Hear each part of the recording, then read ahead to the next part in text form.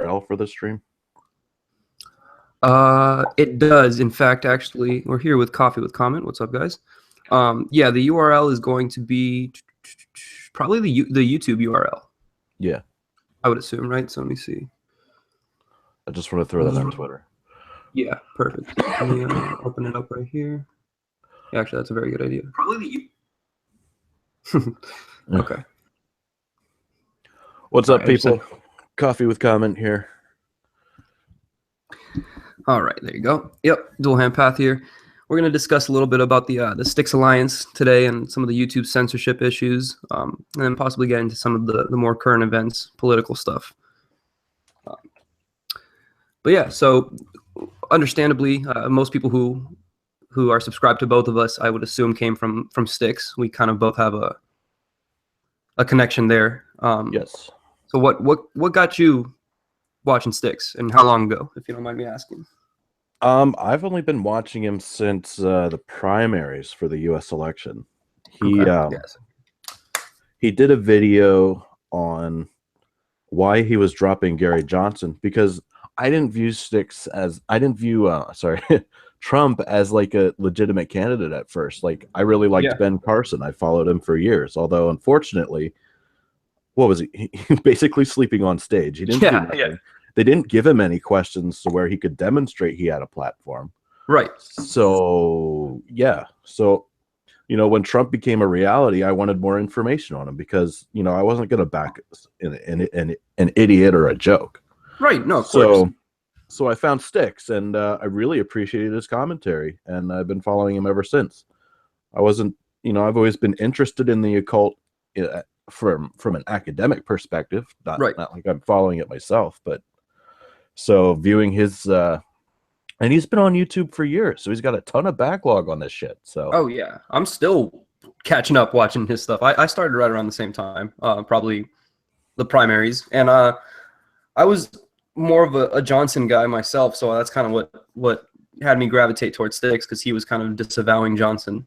Right, because Johnson was a good choice a couple of years ago. Right, totally, and yeah, I mean, my father, who's a Republican, liked Ben Carson a lot more, and like you said, I mean, he's a good guy. Just looking back, he's a good guy. I just don't know if he's president material, Right. But he was a really good guy. I'm glad he's a part of the administration personally, Absolutely. But yeah, I mean, I just really started watching his stuff because the minute I found him, and I don't even remember how I did, I just kind of stumbled upon it.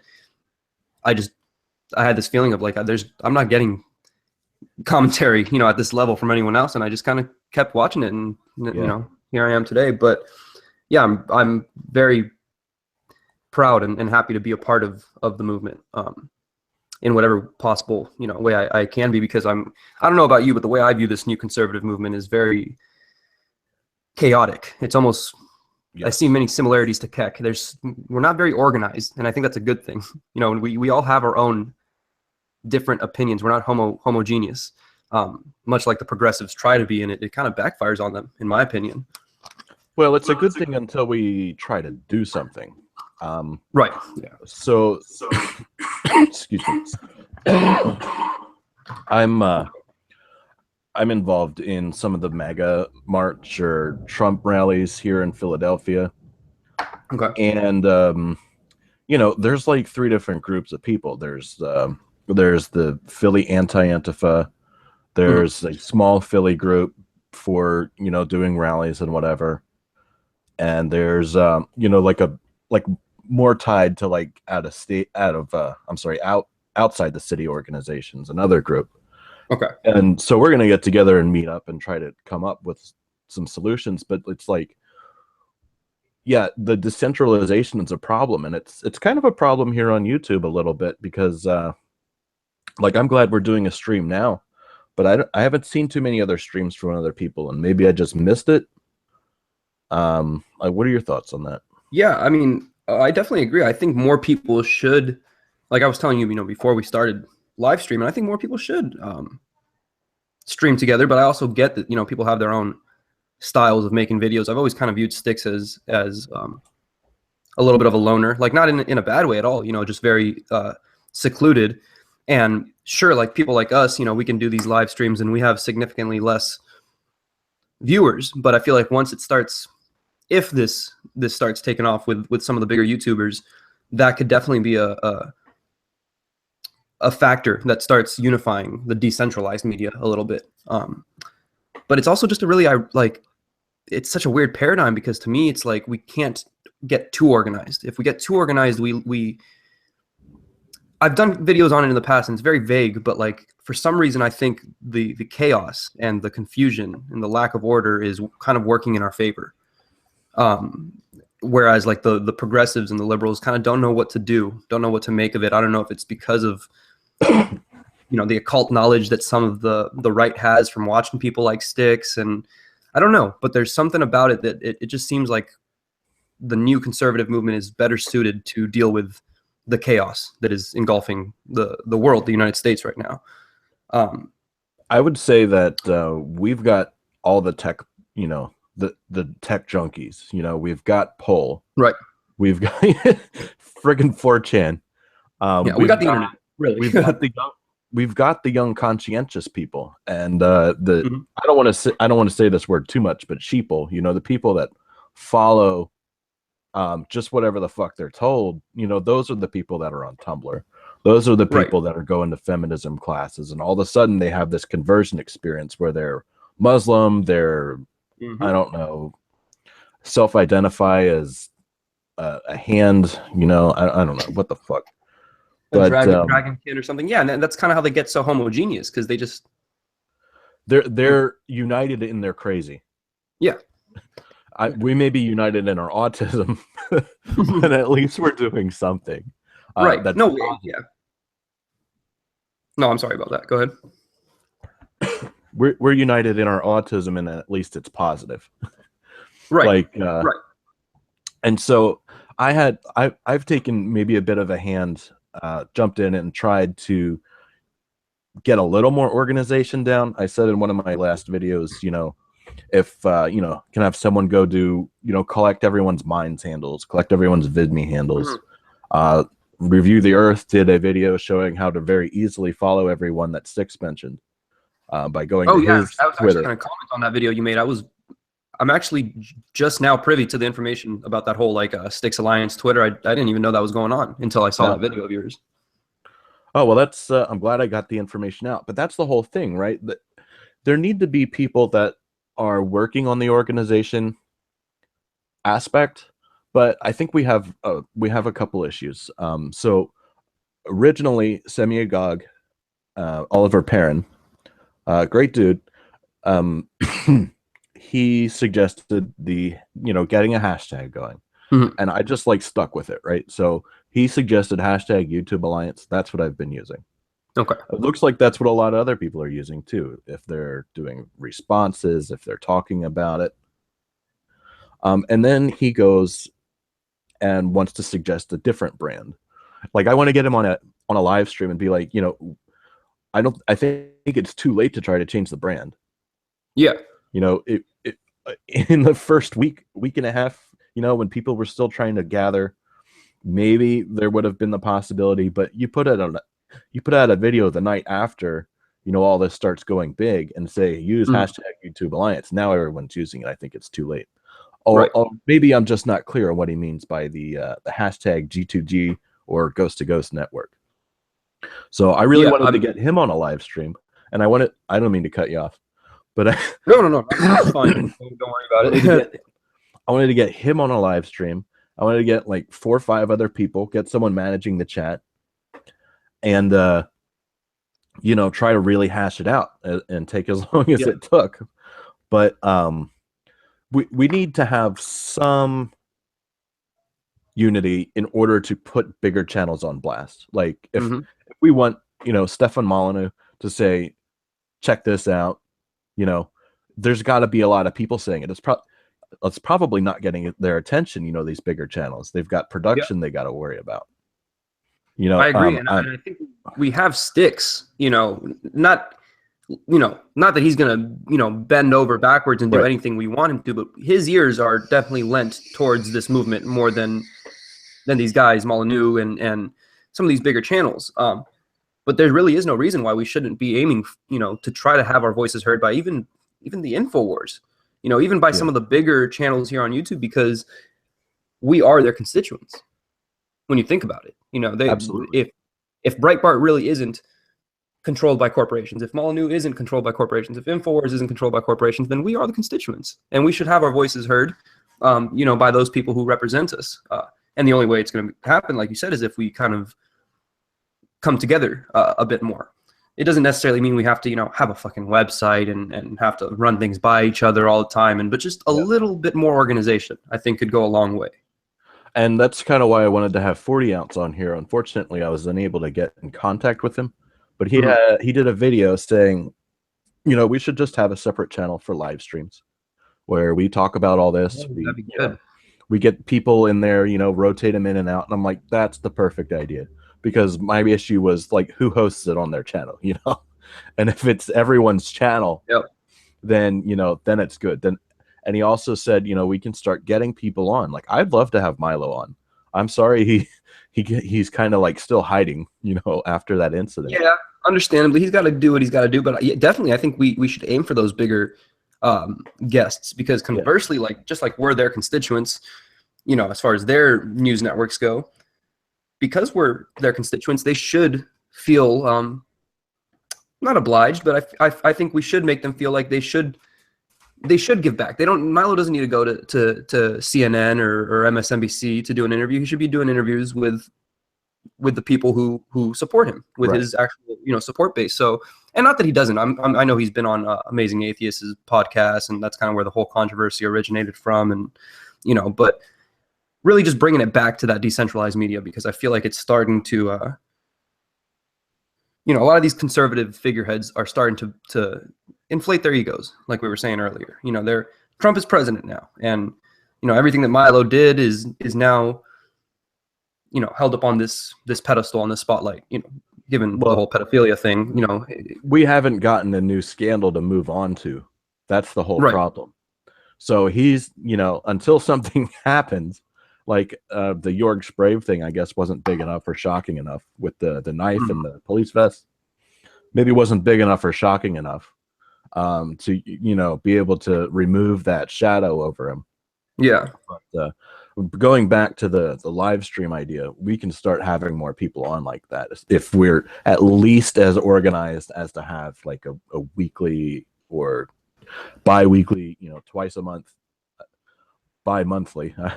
I had some argument with my girlfriend over the use of the word bi-weekly. And it can mean either every 2 weeks or once or twice a week. And she just wasn't having it. But she's like, you're using the wrong word. But yeah, if we're at least as organized to have a podcast, once a week, I think that'll go a long way into getting our messages like combined. That whole analogy of break one stick is easy, break three sticks is a lot harder. And totally. or fags, if you will. It's harder to break a group of fags, than one lone stick. So. Yeah, no, I agree. And that's actually a very interesting concept. I think we can even do something like get a list of people who are down with this topic, after we kind of run it by everyone. And I think it'd be kind of interesting to almost like rotate hosts. What if we end up doing it like 2 times a week? We have a live stream, and the people on the list, we just constantly rotate hosts. Yeah. And that person picks a topic and we just go at it, flesh it out. I think that'd be really interesting actually, because already we'll accumulate a list of people who are already, on the same page with each other for the most part, willing to come onto the shows, willing to even disagree, because, when we disagree, we're not going to disagree on huge terms. It's going to be subtle things that will lead to deeper conversation, fleshing out the issues. So, yeah. Hey, I want to see a YouTube alliance blow up where we've got an atheist and a religious person going at it over something, But we have a common goal though, and that's to amplify all of our voices. And so I would hope anyway that any kind of conflict that arises, we would be able to work out because we have a common goal. Mm-hmm. No, definitely. And a common, common distaste and anger towards censorship. We come under a very similar banner. You know, and yeah, I think even if there were those arguments, that's a really interesting debate. I'd like to see, you know, fleshed out, just that whole a really conservative, you know, religious Christian versus a more secular, you know, new right, new conservative. Right. Because I personally fall under the latter, and you know, as much as I can make arguments for Islam, against Islam in certain aspects of Islam, and you know, that's a huge issue right now with immigration. You know, my big thing is it's fundamentalist religion in general. It's fundamentalist nuts all over the world. If you got rid of religion, the world would be a lot less violent, in my opinion. But I do see that there's a lot of conservatives who are more religious as well. I personally went to Catholic school from kindergarten to high school, so maybe that had to do with me being so against religion now. But yeah, that's I would say as devil's advocate, right? Totally. If there was only one religion, there would be a lot less fighting and more peace. That's true. That's true. And if there was only one religion, which one would you choose? That's an interesting one. I was telling my girlfriend the other day, because we were talking about that actually, and I was like, you know what? After I've analyzed all of them, like if I had to choose one of the main three, Judaism, Christianity, or Islam, I'd probably choose Christianity. Yeah, well, Stefan Molyneux has said this. You know, he's, you know, as far as training up your children and giving them a moral platform, like he's completely irreligious, but he's like, in a society which was founded on you know, Christian principles, and up until the last like 70, 80 years, you know, that's really fallen away. And look at what our society's become. You know, we've lost that foundation. And he's saying, he says, children need that moral grounding. It doesn't matter really what religion, but the one that's most consistently grounded in morals, you know, apart from mega churches and all that, the one that's most consistently grounded in morals would be Christianity. Yeah, I would have to agree. I mean, all these holy books are violent when you take a look at them, but I mean, you take a look at the Quran compared to the Bible, there's levels to that shit, you know. And I grew up reading the Bible, and there's some violent parts, but nothing that's, you know, directly advocating for you to go and murder or cut the heads off of those who are disbelievers. You know, it was kind of more like, hey, you're a disbeliever, you're gonna go to hell, you know, and like that's bad too, but it's not the same. Well, I would say a lot of that's history. Like when you get into, like, you know, Jesus, you know, when he's doing his thing, like there's a lot less, and you actually get, I guess, what's the core message of Christianity anyway, for the New Testament anyway. For the New Testament, I mean, just kind of the golden rule, really, is what I would end up thinking. Just treat others the way you want to be treated. Well, let's move on to, let's talk about the whole Syria thing. First of all, I don't know if you actually voted for Trump, or what's your stance on him so far? I did vote for Trump, and I live in California, so I got a lot of shit for that when that happened. I lost a good amount of friends, really a good amount of friends. I was a part of the liberal arts scene. Especially because I made music, it kind of came with the territory here in LA, and I lost a good amount of friends, like really a good handful. It was a crazy time, because leading up to the election, I was like, you know what, I'm going to vote for Gary Johnson or Jill Stein, because, you know, that's what I was thinking, and all my friends kind of agreed with me. And then election comes around, and I'm like, yeah, I voted for Trump. I remember waking up that morning and just looking at my girlfriend and going, you know what, should I vote for Trump? And she kind of just looked at me and was just like, fuck it, you know. And I was like, look, I don't know, there's something came over me that morning. But yes, I did vote for Trump. I'm not like you know, I think it's funny when people call him God Emperor, but I very much like recommend that people not lionize him, not view him as some sort of savior or God figure. Though it is funny to think of it that way. You know, there's a lot of things that he himself is going to have to overcome and do better. And then there's lately. Also just I'm sorry, go ahead. Especially lately. Yeah, I mean, there's going to be like he may have lost the plot now. I don't know what he's doing, and unfortunately, like with the removal of Steve Bannon, which I actually view as a positive thing, Okay. Um, I don't know what he's doing. Like, what's going on with the Syria thing? Like, why are you echoing Bush? Why are you Right. echoing Obama on this? Right. And my only hope is that he's smarter than that, and he's still playing this 40 chess that people like to talk about. That he's kind of going along with it to not upset the globalists, to get them to think that he's in favor of this interventionism, which he shouldn't Well, be. And his previous statements on Syria show that he isn't. But someone could have changed his mind. And it's that simple. I think there's a lot of stuff going on within his own administration. There's people who he needs to yeah. watch out for. And yeah. Uh, who knows if someone changed his mind for him? I'm very worried about the situation. As a Trump supporter, I will admit I'm very worried about the Syria situation. Yeah. Well, I also voted for Trump, and yeah, lately I'm just really not sure what's going on. Like, I want to continue to support him, but I don't know if I can support war in Syria. Right. If he's going after Assad, I think he really, despite the media's bullshit, he needs to ally with Russia and Yeah. help them root out ISIS, because we're not even sure that the attack, there's no evidence that the attack that just happened recently was done by, Assad's forces. Now, Right. of We have no course, they idea used, who it was done by, or even of what course, chemicals were used. yeah. Yeah. Well, the only I don't know what you would call circumstantial evidence is that it was an airplane bomb that bombed the hospital afterward. Mhm.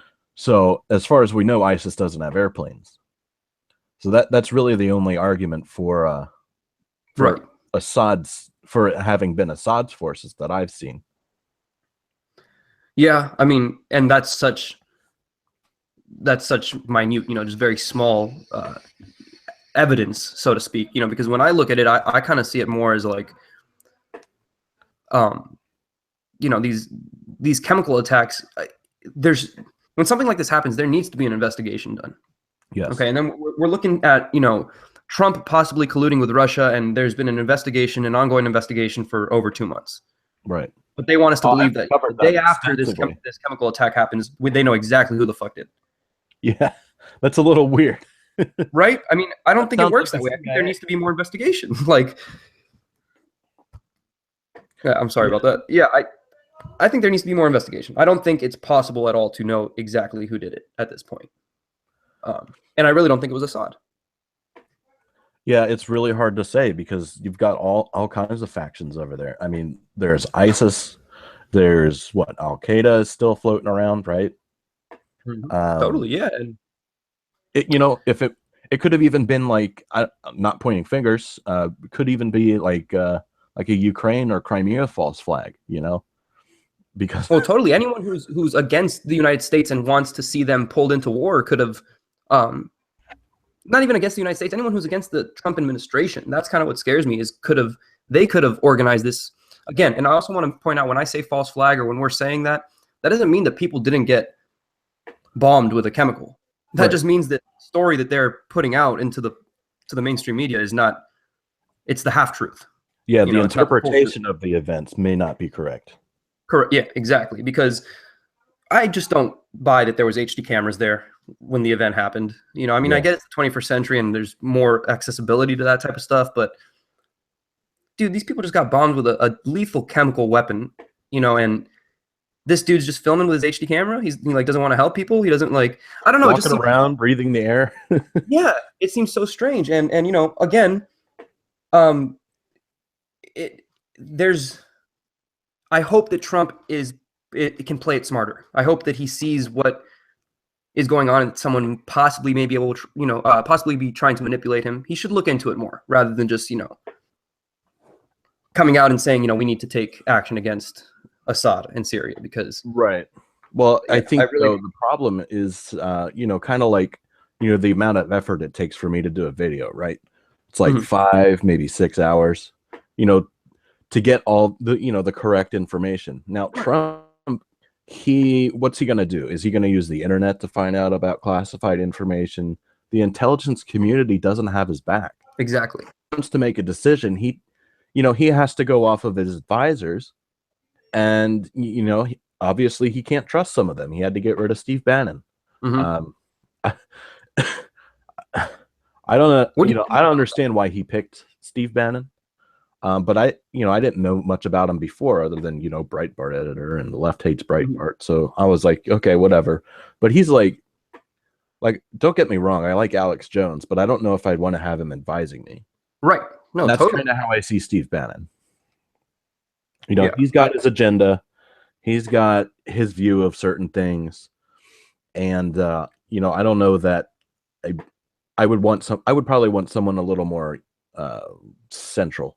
No, You know, completely. And I think Bannon is still going to be an advisor to the administration. I mean, he still has a security clearance. He's just not he's not on the board anymore or something of the National Security Council. So I think it also could have been much like it could have been a publicity move. Let's give Bannon, who everyone hates, less power, quote unquote. mm-hmm. Maybe to get Gorsuch in. You got to understand there's a lot going on that Trump is trying to, I guess, trade for or get Right. what he wants. But yeah, Bannon. I mean, I'm not too concerned with him losing a bit of power in the administration, because I feel like the only reason he's there anyway is to kind of, he's got that perspective of that decentralized media. He came from a decentralized media outlet, Mm-hmm. somewhat. So I think he can provide, good insight to the administration as far as, the war that's being waged from the mainstream media Well, aspect. here's a question for you, based on my last comment on where does Trump get his information? Mhm. How much of Trump's knowledge of the world do you think he gets from Twitter? A lot. Actually, I think he gets a lot of his knowledge of the world from the internet in general. I think that's kind of what helped him You win think the he's election. is he a 4chan shit poster? You know what? If he's not, his son Barron for sure is, and he's relaying all the information to him. So it's however you want to look at it. I think he's very much connected to the internet and the internet populace, because there's no reason why his administration, or even hell him, I don't know if it was his little fingers who retweeted it, but he retweeted a picture of Pepe the Frog as him. He retweeted these. He knows what's going on. I think he knows very much about the alt-right and 4chan and Pepe and Keck and all these phenomena, because he does have advisors like Bannon and even younger advisors who I'm sure are very, very privy to the internet sensations surrounding Donald Trump. Well, you need the people who day after day after day are in front of the computer, looking up information, doing real, amazing research. Like that shit with Shia's flag in the airplanes. Oh, that's ridiculous. Mind blown. But you need people like this. You have to be able to utilize the people who are digging for the truth, and it doesn't matter what lens it comes out, alt-right trolls, white racists, whatever, what's going on if you're following it. Of course. And I think that he knows that any of that information is better than what comes from the mainstream media. So even if he reports some of this decentralized information, it's going to muddy the waters. It's going to put the mainstream media onto their toes, because they know that even if it's a half-truth, well, this half-truth that the alt-right has proposed, or the new conservative movement has proposed, is going to battle and win against our half-truth. That's the way I see it. They're starting to fight fire with fire, in the sense that, look, we know how to manipulate too. We know how to use memetics. We know how to use, propagate ideas into the public. So we're going to start doing it too, because you do it for evil. Well, we're going to start doing it for good. That's kind of the way I see it. And I think Donald Trump, maybe not him specifically, but at least his administration knows that, and knows the power he has through Twitter, through memes, really, through memetics. And there's no chance that he's going to stop using Twitter. That man will keep tweeting until he fucking dies, and good for him, because it's a way to get. It's the only way he can get his message out unfiltered. Yes, without it being filtered, without it being, changed. He could do a video conference and it would get chopped up to hell. Mm-hmm. He's got his Friday addresses, and he's got Twitter, and that's how he does it. Yeah. In fact, I would argue he should do more. He should be the president who revolutionizes the way he communicates with the people. I mean, why not have an official Donald Trump YouTube? Yeah, or he appears on live streams. That's why we got to get organized. Exactly. Yeah, because there's really no reason. Look, Alex. I mean, Donald Trump's been on Alex Jones's show. And I mean, Yeah. I know Alex Jones has more clout and more pull, but like, you really don't think that someone who is doing good shit for Donald Trump's administration, for the new conservative movement, Donald Trump wouldn't appreciate that? He wouldn't show his love back to that person? I mean, he did to Alex Jones, apparently. He's called Alex Jones multiple times. He's done it on his show multiple times. So, yeah, I think the organization, going back to that for a second, is definitely key. And, you know, anyone who watches this video, if you guys have any ideas to, you know, kind of throw on to what we've been talking about, please, by all means, you know, comment and let us know, because this organization is essential. And I've always talked about it, not, you know, we need to find that balance, because the chaos and the lack of organization, I really do think bodes well for us. But we do need to come together a little bit more. It requires participation. Mm-hmm. Exactly. It can't be it has to be active participation too.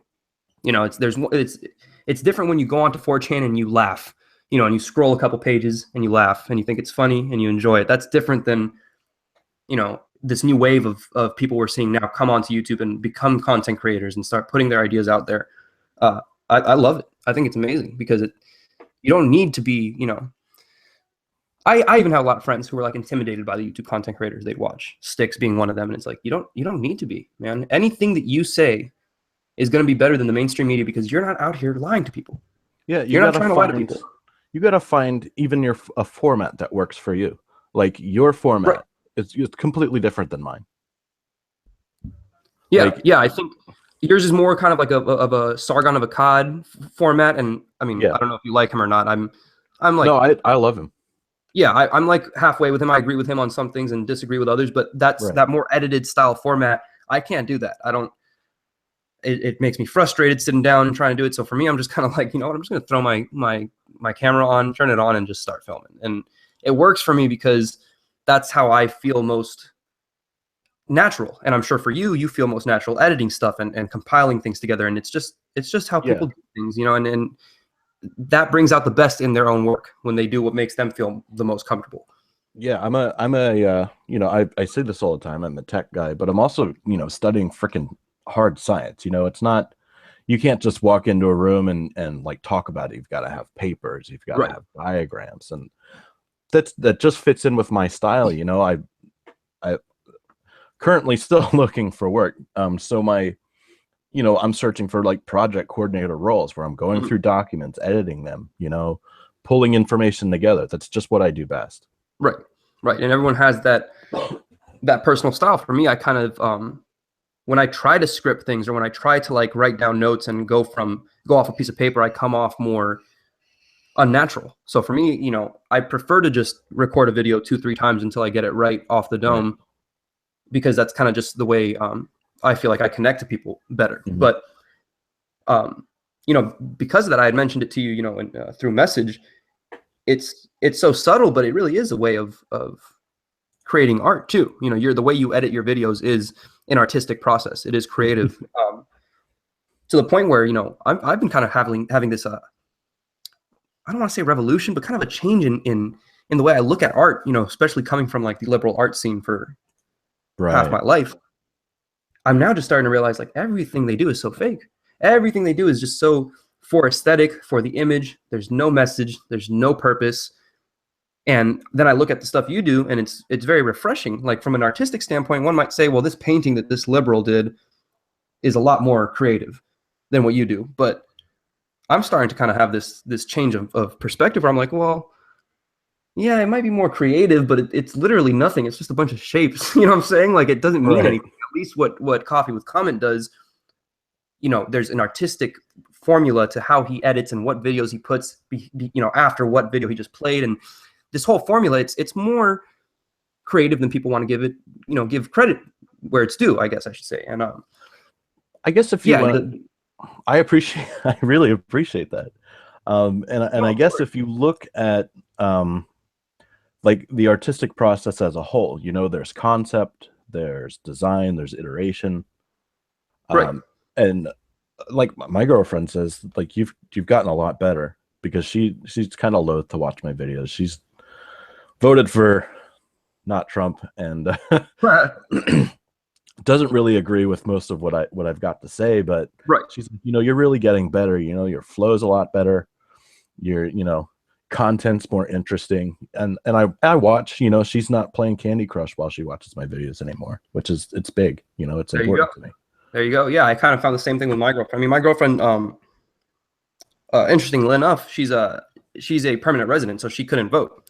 Mm, She's from Mexico, but she's nice. a Donald Trump supporter, which just kind of makes me really happy. And I hope Donald Trump. It's almost another reason why I hope Donald Trump does well. It's like I have a girlfriend who's an immigrant, and she supports this man. You know what I'm saying? Like, please don't fuck it Right. up. Like, please don't fuck it up. Like, but yeah, she tells me, like, ever since Styx did these shout outs, I don't know about you, but it kind of just gave me this extra boost of confidence. It really helped me come out and make my videos in a more organized fashion and more motivated in the mornings to wake up and do my videos. Because I was like, you know what? Damn, these people care about what I have to say. Before I had like 20 subscribers, and I was like, right. if I go 3 days without making a video, who the fuck's gonna care? Now I'm like, I got to make a video. I feel bad when someone makes a response video and I don't get around to it quick enough. And I'm starting to realize that people like me, like Styx, like yourself, like I was saying earlier, people are clamoring for information from people like us because we are not lying to them. And they can see right through that. They can see, you know what, even if I don't agree with this guy, his purpose is not to come here and lie to me. His purpose is not to push an agenda. He just wants to talk about what he thinks is going on. And that is 100 times better than the mainstream media. You will get better information, better news, 10 times over. There's on your comment there about agenda. Everyone's got their own spin, even if they try not to have a spin. Obviously, I'm a Trump supporter, right? But I'm not, like, I tried to explain this to my dad at one time. I was using the term, I was like, what was I called? Flag waving Americans. Mm-hmm. And I was using it as like a degrading term, because there's people out there who will just support anything the president does, and don't think about it. And unfortunately, there's a lot of people that are like that. And it's like, you've got to listen. You've got to analyze the situation. You've got to have an idea of what's going on and the ramifications. And everyone's got an opinion on a situation, and whether they're trying to put it out as objective truth or not, there's obviously going to be some spin. Yeah, and you might make a comment that you don't like necessarily mean, but it's just like, that's what you think. I don't know I know what I'm trying to say. I don't know if I agree with you. I mean, you can't get around it. That you're going to push an agenda at the end of the day, whether you think you're doing it or not, because you have your own opinions. But I think at the end of the day, the people see the difference because they know me and you are not sitting down and writing a script and going, you know what, I need to mask these things in order to get these people to believe this truth. It's kind of more just like, look, this is what I believe. And that's why I almost try to force myself to end my videos by saying, let me know what you guys think. Give me your opinions, because I never want to get to the point where I feel like I'm preaching to people and I'm telling them, this is what you need to believe, because that's just all wrong. That's not, even if I had what I think is the truth, it's probably not the truth. It's probably still a half truth. Even if I'm fully confident, you might be missing some small bit of information that would change your view. Yeah, I probably am. Honestly, not might be. I think I try to err on the side of that caution most times. Just, what, I think I'm right. I think I know what I'm talking about, but I'm sure I'm missing like 50% of the story. I'm sure I'm missing a side of the story that will complete my worldview, will complete how I should be looking at it. Sometimes I'll go back over a video and I'm like, damn, I really should have said this, or if I had added this article, like the thought would be more complete. Exactly. At the end of the day, I guess you just kind of have to go with what you've got. You can't keep going back and saying, well, I would say that my Milogate video is probably my weakest video, because at the end of the day, I still support the guy. But I still, like, when I did the video, I still wasn't quite sure, that I did support him anymore. But going back to what you said as far as energy, I went down to a protest for one of my state senators, Okay. And I went down there with the intent of getting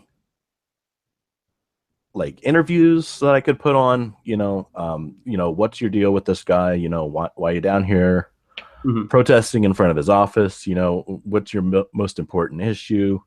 What do you think about Trump? That kind of stuff. Yeah, trying to get the policy out there. Well, I couldn't get one goddamn leftist to talk to me. And I thought that was really telling. I didn't go down there with my MAGA hat. I wasn't wearing, any patriotic gear, Right. which Just they don't wear. So and then the MAGA March happened in Philly. And, I'm like, we're talking to people that want to talk to us. Obviously not the ones that are trying to shout us down. And I was just so energized down there. I got all kinds of footage. And then Sticks with I got on like the last car out of the station when he was doing his shout outs.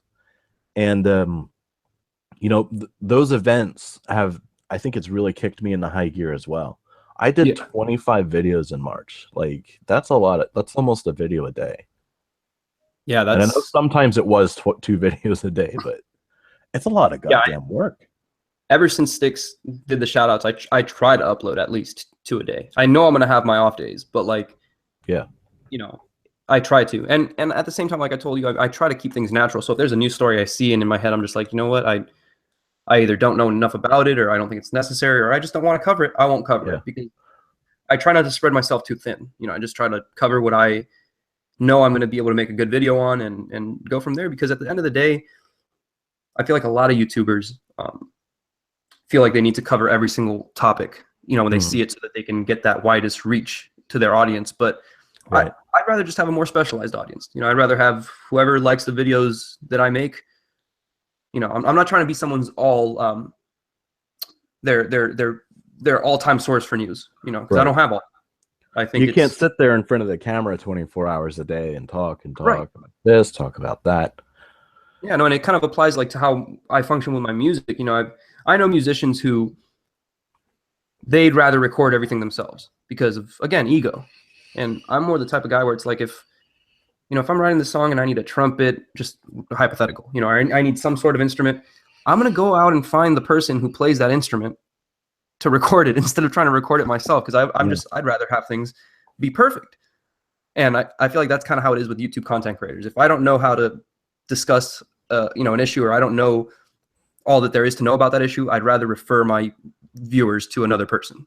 Definitely. Who does. I've done that on a couple topics. Like I wanted to cover, I mentioned this in one of my videos. I think it was my channel trailer. Okay. That I wanted to do like a response to this Netflix documentary, The Mask You Live In. Mhm. And it's about, it's definitely a regressive take on, how we raise boys in our society. Okay. There's some good stuff, there's some bad stuff in there, but I wanted to cover it. And I tried. It's been like a month now, and I can't cover it. I don't know enough about it. Mhm. My opinions really aren't strong enough on it. And my views are just too disjointed. Like I had to give it up. I wasn't spending any more time on it. So I don't do MGTOW. I don't do feminist logic and trolling people online, because there's people that do it a lot better than I do, like Bearing or Blair White. Totally. I tried to, especially with the whole MGTOW, and like, because it's an interesting topic, and I did a couple like videos on it, but they paled in comparison to Varg, talking about MGTOW, or so I was just like, it's kind of just filling the void with too much content. There's already people who discuss it. I think it's an interesting topic because it's I love psychology. So to analyze MGTOW from a psychological standpoint, like these men and how they're getting to these conclusions and why, it's interesting, but I don't think I'm the best person to discuss it personally. I could tell you though, like if I didn't have a girlfriend right now, like I'm going on 30, right? If I didn't have a girlfriend and everything else was the same right now, I would probably be MGTOW. Right? Because that's like why here in the city, like the women are just, I don't understand these people. It's so hard to find someone who is open to opinions. You know, I don't really have a problem with pink hair, but I do have a problem with, how you view my role in society. Yeah, totally. I'm a man who definitely very much believes in traditional gender roles. Tucker Absolutely. Carlson in one interview said it best. He said, "You know what?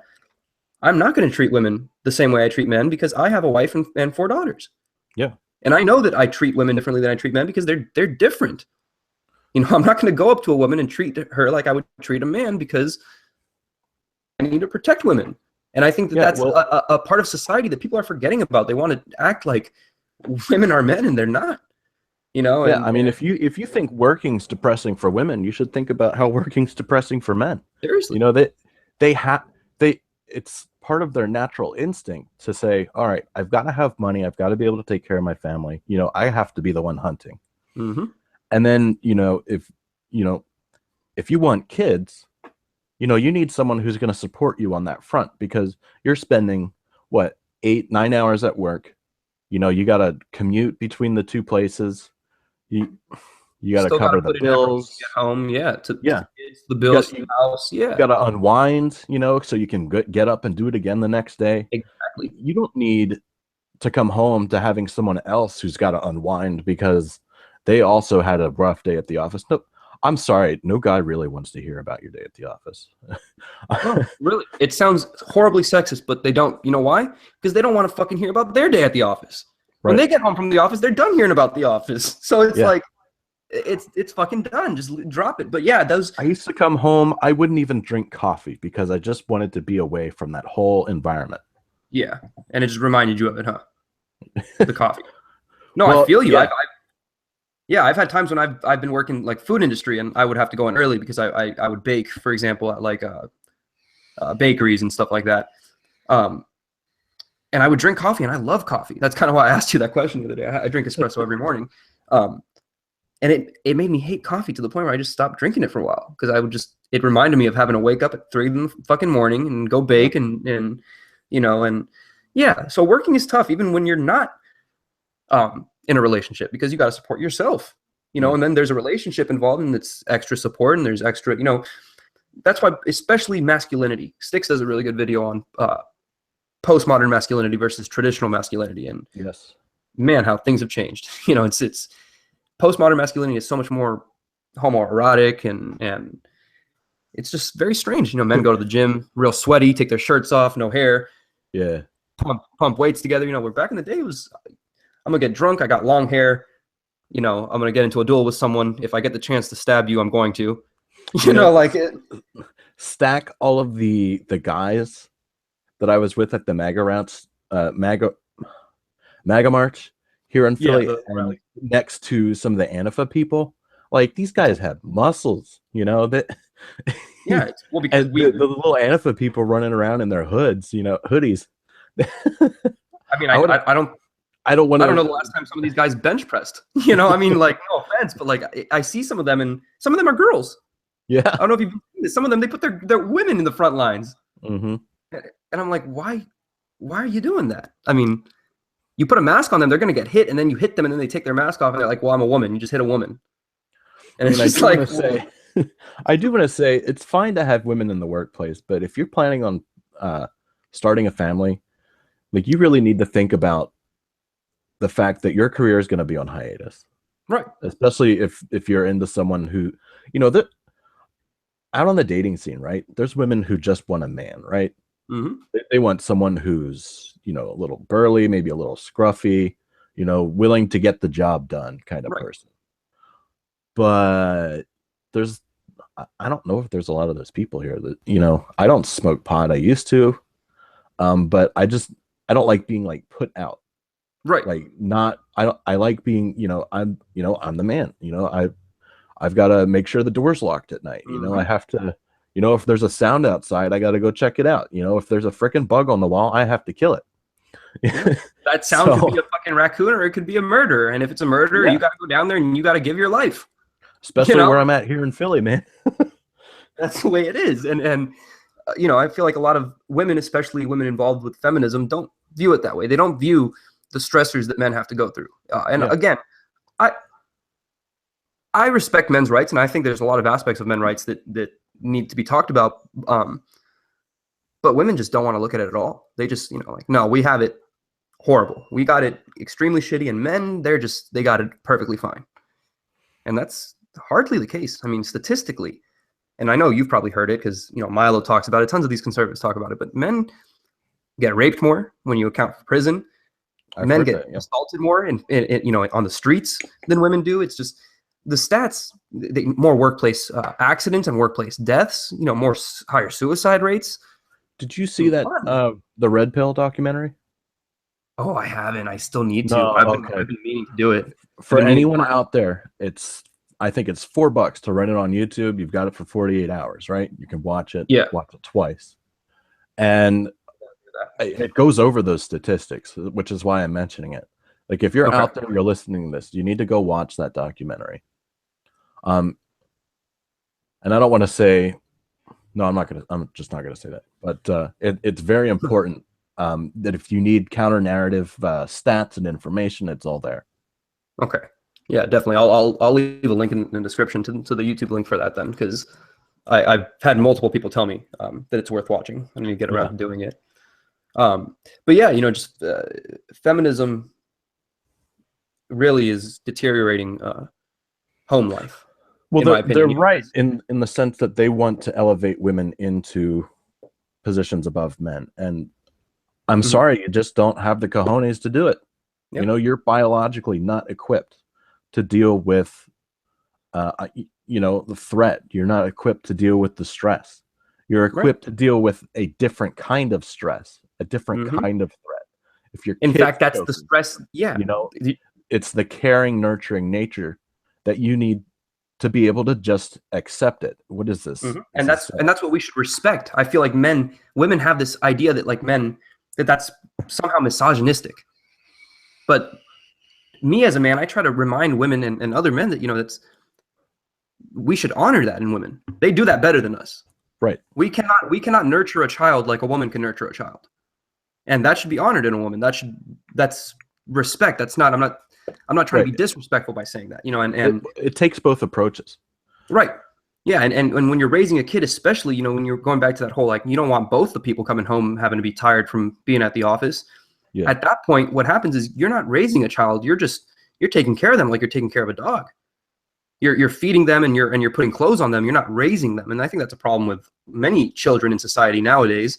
That kind of plays into the whole traditional gender role thing. If there was a woman staying at the house, taking care of the child, raising him, the child wouldn't be raised by society. They'd be raised by the parents, and that's another issue because, when society raises kids, we see what society's full of.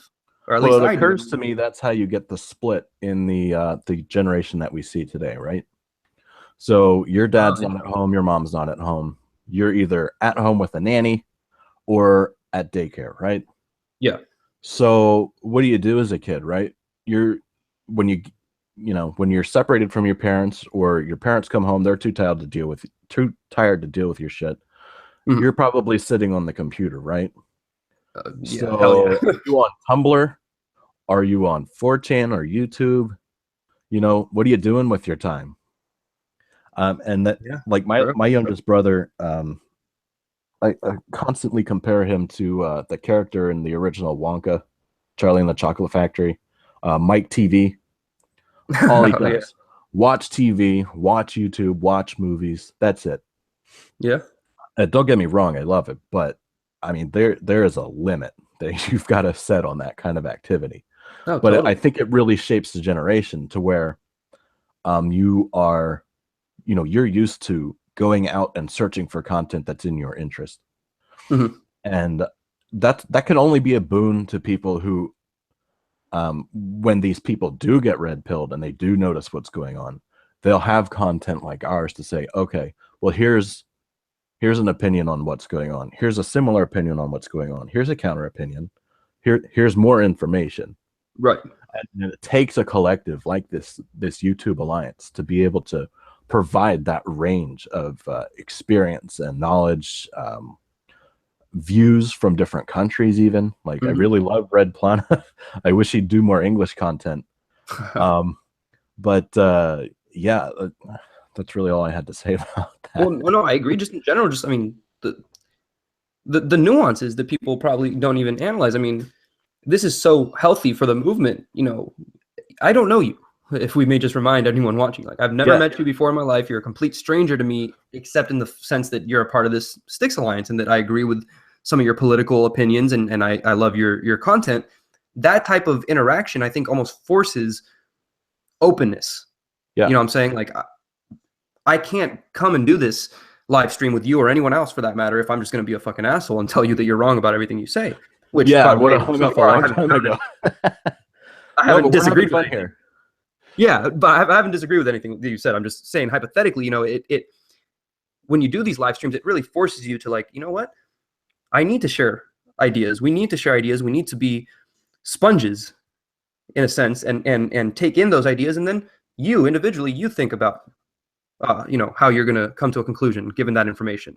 But a Right. lot of people they like to just be spoon fed and they don't want to leave course. You know, they have this track set up for them, this path, and anything that they're confronted with that challenges them to leave that path or start a new path, it makes them anxious. You know, it makes them they close up.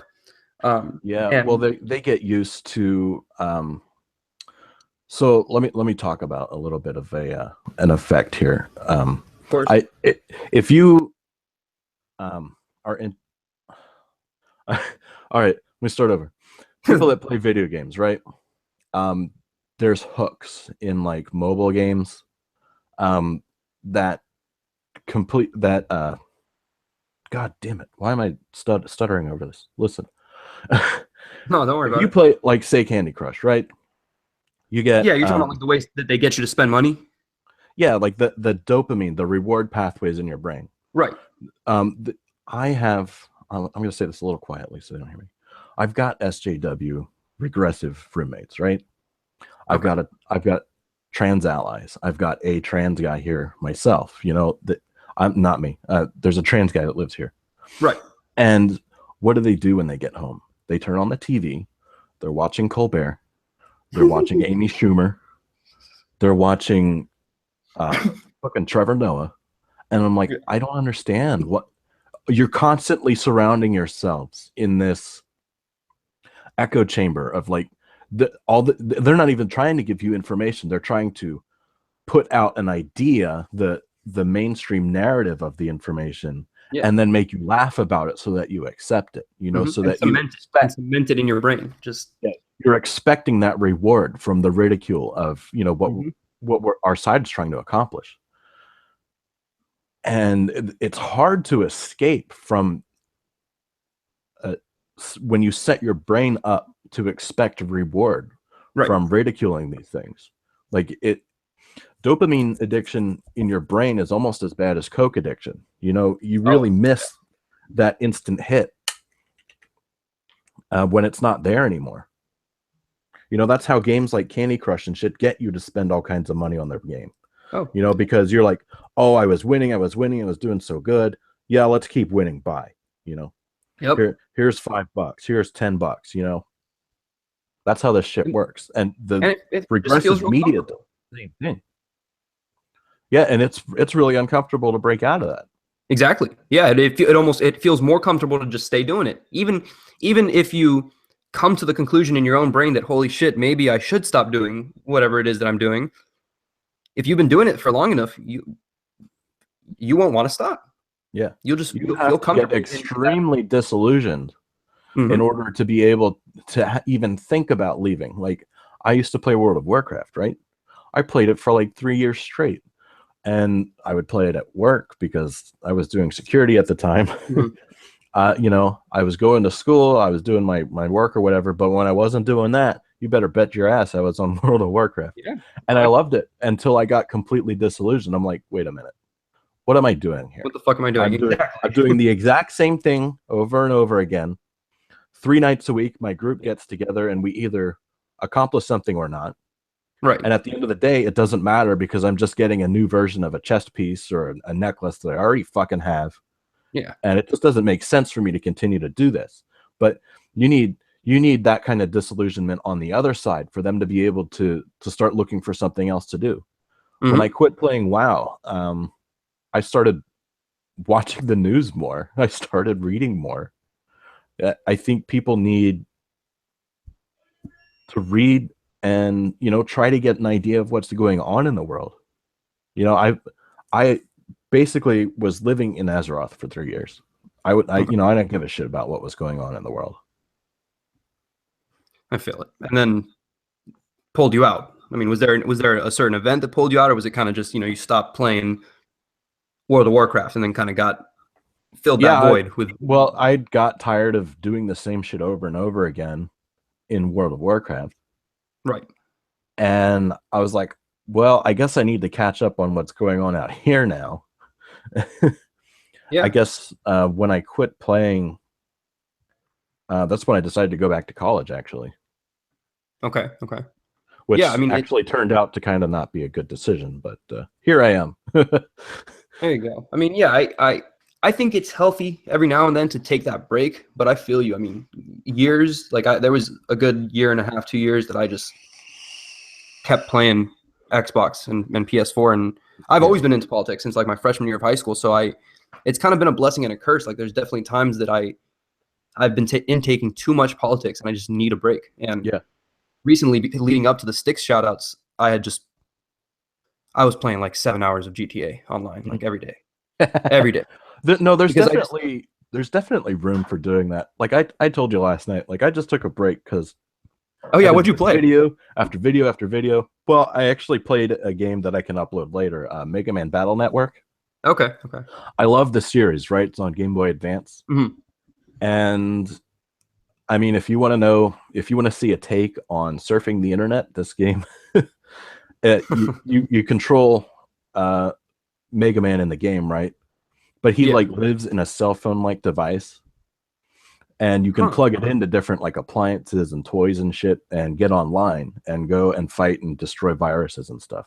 Like if that shit was real, people would be doing that nonstop because you earn money that way. Your effects online have real world consequences because everything's connected. It's like the Internet of Things, like has actually happened in this universe. That's wild. It's interesting, and I love the game, but I had to take a break.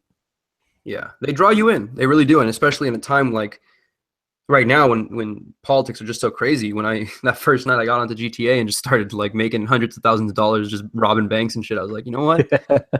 This is fun. I'm gonna do this for a little bit because I need a fucking break. And it was healthy because after the week, you know, of doing it, I got that Sticks shout out and I was like, wow, I'm gonna stop doing this. And now I haven't played video games in weeks. So I mean it's healthy, like with my music, with everything. You know, you got to go through those breaks because there's periods of output and then periods of input where you just kind of have to take things in that influence you, you know, and you know, and people be surprised what those things are sometimes. I mean, the thing I'm most interested in is politics, and I'm you know, making my videos and I'm researching, but as of recently, I've been watching a lot of WWE, a lot of old WWE, and there you go.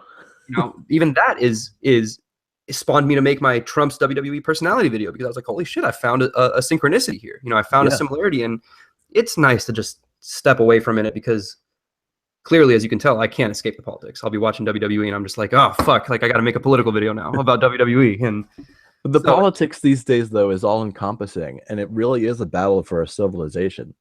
Yeah. The more people we can bring in and say, look, you've got to understand what's going on here. Please, I beg you, you know, take a look at what's going on. Fight for your civilization. You know, don't destroy it. Don't allow communism. Don't allow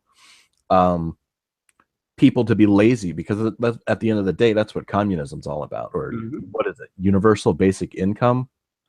Whatever the fuck is communism, socialism. I think it is. It comes down to laziness, in my opinion. I agree with you. You know, and it's like, give me something just because I exist. And I don't believe that is a viable way to run a society. No. You know, when the first settlers that landed here, you worked or you died. And most of them died anyway, but you still have to work. You know, that society isn't a society of one. It's a society of everybody around you, even if you know them or not. You know, what the fuck happens, you know, in your state can affect what happens in mine, on some level.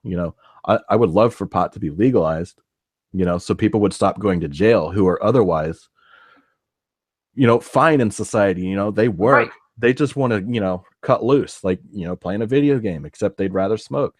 Yeah. And there should be nothing wrong with that, especially like the war on drugs. I mean, Yeah. There's so many segues that can be had from that, but yeah, it's just There I don't are know. things I wish Trump would talk about more. I know during his campaign, he talked about the opiate epidemic, especially here in the northeastern United States. And I wish he would talk more about net neutrality. Mhm. I wish he would talk more about like FDA regulations. Like, okay, I vape, right? Mhm. Which some people see as like a hipster sissy move, but I'd rather not die. No, But totally. I mean, like the regulations on that have been killing businesses. Here in my state, like it's like a 40% tax on vaporizer equipment. okay. And it's like, look, it's killing businesses, and there's a lot of things that some of these domestic issues that Trump just doesn't, even during the campaign didn't talk about. Nobody talks about Mhm. this stuff, and I wish that we just focus on our own shit. Like, please, let's just not kill Assad. Don't send the SEALs over there to assassinate him. Yeah. You No. know, let's. I, Mark Twain back in the day was a guy that was, he wanted America to focus on America's own problems and just Mhm. leave other people the fuck alone. And I think a lot of people on our side have that same view. Like, we Yeah. don't want to be meddling in fucking In Afghanistan, foreign affairs. Iraq, Yeah. Syria. Yeah. No, totally. I mean, to the Don't point want to be don't want to be tapping Merkel's phone. exactly. I mean, it's getting to the point where in my head it's like I don't think Assad did it, but even if he did, leave him the fuck alone. Yeah. Don't go and assassinate him. Yeah, It's a they're tragic thing, trying but to revoke a response from us. yeah, we don't need interventionism. We don't need imperialism, and that's why I still have hope in Trump. But Yeah. yeah, I'm cool with him having more defense spending because I know that defense spending falls under, immigration falls under defense because defense isn't necessarily, war and going in and, practicing interventionist policies. But Yeah. we Well, he's definitely been compared to Teddy Roosevelt, right? Walk softly, carry a big stick. yeah, In or talk softly. But in Trump's case, maybe he can't talk softly, but he can still carry a big stick and be a little peaceful. totally. And I think that that's, again, hopefully, I have some hope for the situation. I think that, he's a little bit smarter than that. And that might be what he's doing. I think he has to know. It doesn't make sense for me to think that he doesn't know that something fishy happened there. Right. I don't know. I saw this tweet from him in like 2013, and I'm going to butcher it a little bit, but he was pretty much saying like, we all know that these rebels in Syria are jihadists. Yeah. We don't need to be going and trying to take Syria out or some shit along those lines. And I think he does. I think he knows what's going on, but I think, Reince Priebus, maybe, I don't know. There's people in his administration who are old guards for the neoconservative movement. And he needs to be very careful, in my opinion. I still try to hold on to that idea that, Trump is not. I really don't think Trump was like a Trojan horse president. I don't think he's a neocon himself. No. But I think there's people trying to manipulate him and to get him to do what they want instead. Well, if he was, his cabinet would probably have already been established, right? He would already have people in places that they needed to be because it was set up from the beginning. But no, you see, it's a revolving door, and he's willing to fire people. Yeah, no, or remove them. That was one thing that I told my father, actually, like going into his presidency when he got elected. I told my dad, you know what, we're going to see him fire some people. He's going to do what he did on The Apprentice. He's going to fire people because he's willing. I saw that he was willing to do what he thought, it took to drain the swamp, to get the right people in there. And my dad kind of, not mocked me, but he was just like, no, that's so unheard of and this and that. And he's a Republican, but but I was right, because Trump is not a neocon. He's not he's not a politician that we're used to seeing. Well, I And truly believe he wants to rebuild our country. He wants us all to be stronger and more well off. And I think that when he's considering, intervention in Syria, he really needs to take that into account because he will lose support if he does this. And I've retweeted or responded to his tweets a couple times, going back to, my question: how much information do you think he gets from Twitter? yeah, Please, Mr. President, no war in Syria. yeah. I don't want to see this happen because it's going to be really difficult to continue to support him if it looks like there's other people that are saying, you need to do this, you need to do that, and he's just listening and not, listening to his support. I'll say right now, I'll go out on a limb and say right now, I will have to rescind much of my support for Trump if he goes into war in Syria. Yeah. I will, and I will gladly do so because I've always said I'm not a part of his cult of personality. I'm not going to support him no matter what. So right. But yes, I urge him, like you said, to please, no war in Syria. We don't need it. It's different than having Mattis, take out ISIS, group parts of ISIS in the Middle East, without. ISIS isn't Syria. ISIS is in Syria, but there's a difference between attacking a sovereign nation and attacking a group who's made it their mission to kill as many of your people as they can. Right. I don't believe that's Assad's platform. No, I think Assad wants these people dead too. I think it's clear that Assad and Putin want these terrorists dead. Yeah. So and I don't think we can argue about the methods other countries use to do this. I don't think we should get involved at all. I don't think, Russia bombs the shit out of some terrorists. I don't think it's our place to say, hey, that was fucked up because you killed 10 civilians. Yeah, it's not our place to be criticizing other countries like that. Right. Yeah, especially if they killed 100 terrorists in that strike. I mean, sorry, it might sound cruel, but that's war. People are going to die. As long as there's terrorists that need to die, civilians might die as well.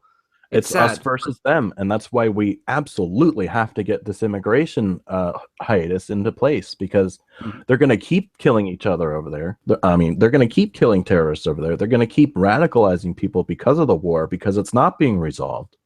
But we need to keep those people out. We can't allow their infiltration into our society. We're going to have Westminster every goddamn day. And that's exactly what it is if it doesn't fucking happen. Yep. And that's exactly what it is. I don't want anyone doubting it. It is infiltration. Google Islamic pamphlets. That's all you need to Google, Islamic pamphlets, and you will find dozens of pamphlets produced, many of them produced here in the United States, handed out, to their communities, sometimes via social networking, that literally say and propagate the idea that, part of our mission is to colonize, is to spread our message and our religion. Yeah. Christianity doesn't do that anymore. They kind of just like live their lives and go to church on Sunday. These people are still propagating the, fundamentalist religious idea that we need to go colonize other land and spread our religion. And that's what they're doing. People think they're refugees and they need to come here because they need better lives. No, that's not the case. They would go to Turkey if that was the case. Yeah. They'd go to so many other places if that was the case. They wouldn't come to the West. They wouldn't be coming to the Western world and doing what they're doing. And again, I'm not saying all of them. That's, a huge generalization, but it's evident. If you look up some of these pamphlets and some of the messages that they're preaching in, the aspect of imperialization, whether it be through physical force or mental, propagation. They're doing it. And it's going to become it already is such a politically incorrect issue to talk about this subject that I've always urged. I've told my dad, I've told many other people. Right. If I was Trump's advisor, I would just handle it from an economic standpoint. Don't even bring up race. Just be like, we cannot withstand this many immigrants.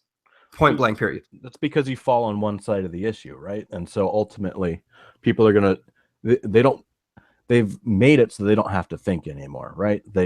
As soon as you say one of the, unholy words, you're part of this category. And then because I don't like that category, I don't like you. And that, like, I lost friends over the election too because of this shit. Like, it's like they're not listening to what you're saying. They're listening for keywords so that they can automatically label you and write you off or ridicule you, whatever the case may be. Yeah. No, I mean, I'm sure you have similar stories, but I'm talking, I for a while, couple years back, I produced hip hop music, a lot of instrumentals Mhm. for different musicians and rappers here in the LA area. And a lot of them are good. You know, they're good kids. They're good people. But this one kid in particular, and I'm not going to use names because it's not about that, but you know, he was a good friend of mine, and we had collaborated a lot. But he had found out that I voted for Trump, and he knew that my mother was born in Cuba, and that I'm, you know, French, Cuban, and you know, I don't consider myself white. I know that because of my skin color, I probably am viewed as white, but I consider myself Latino because I've always grown up that way.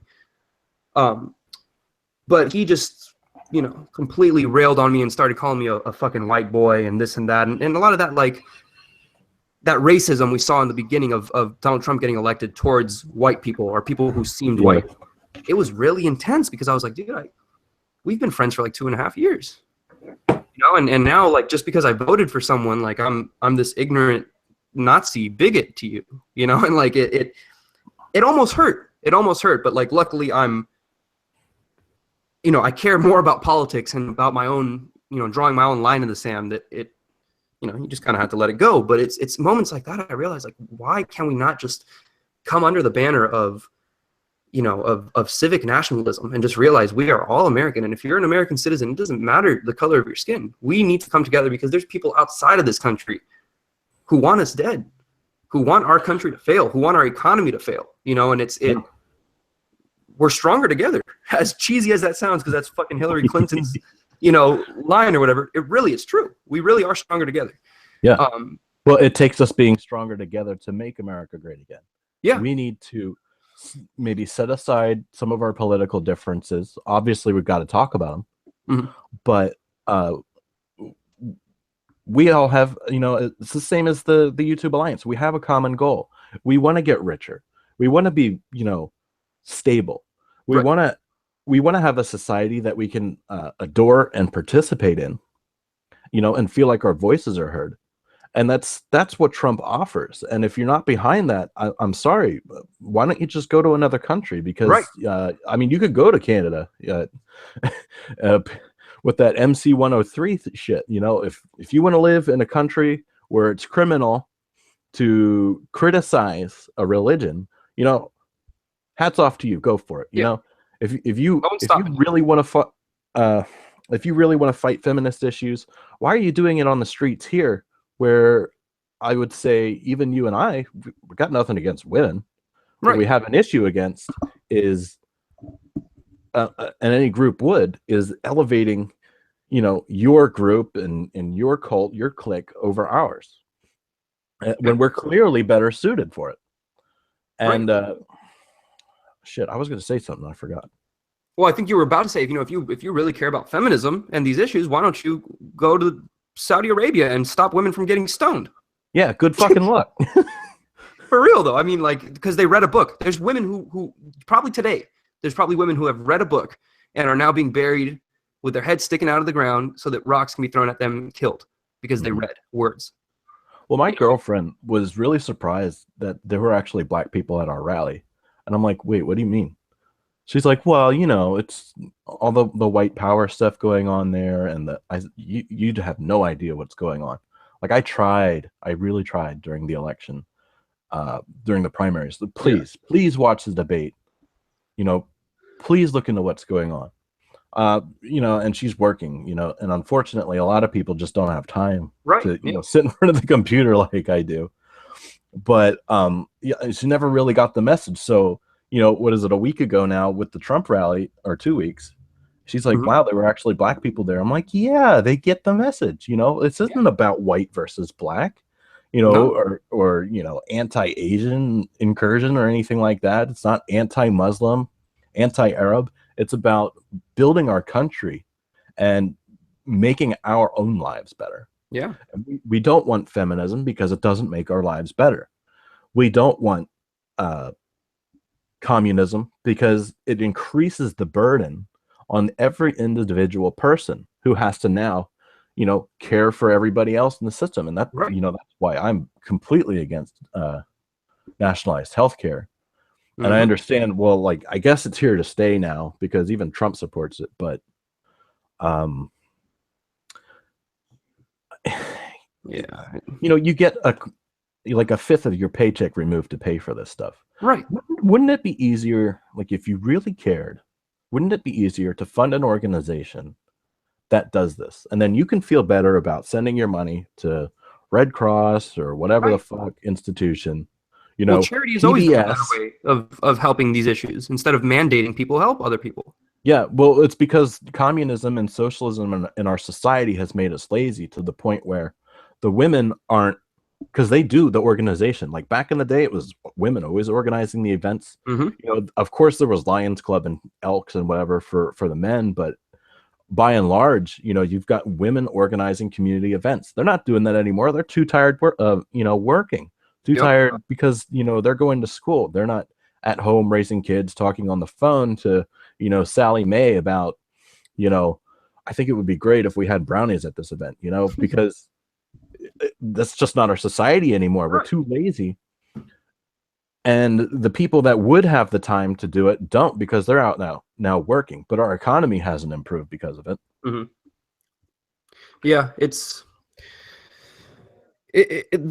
going to be issues, I think, as far as the economy goes for a very long time in this country. And a lot of it has to do with the Federal Reserve. A lot of it, there's kind of no getting around certain aspects of it. But I do think that, a lot of what these communists and socialists call capitalism, when they rail against it and they're anti-capitalist, I think they're actually just anti-corporatism, which is what I am too. I Oh, think that a lot of absolutely. these people don't realize that we don't really have true capitalism. I can't go up to you and be like, oh, good sir, you own this plot of land. May I purchase it? All right, here's the money. Now I'm never going to get taxed for this land again.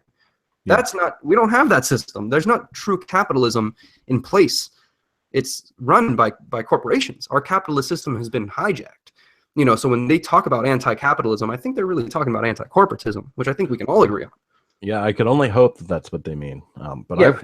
I've worked in, banking. I've worked in pharmaceuticals, doing IT work, and yeah, it's so bad.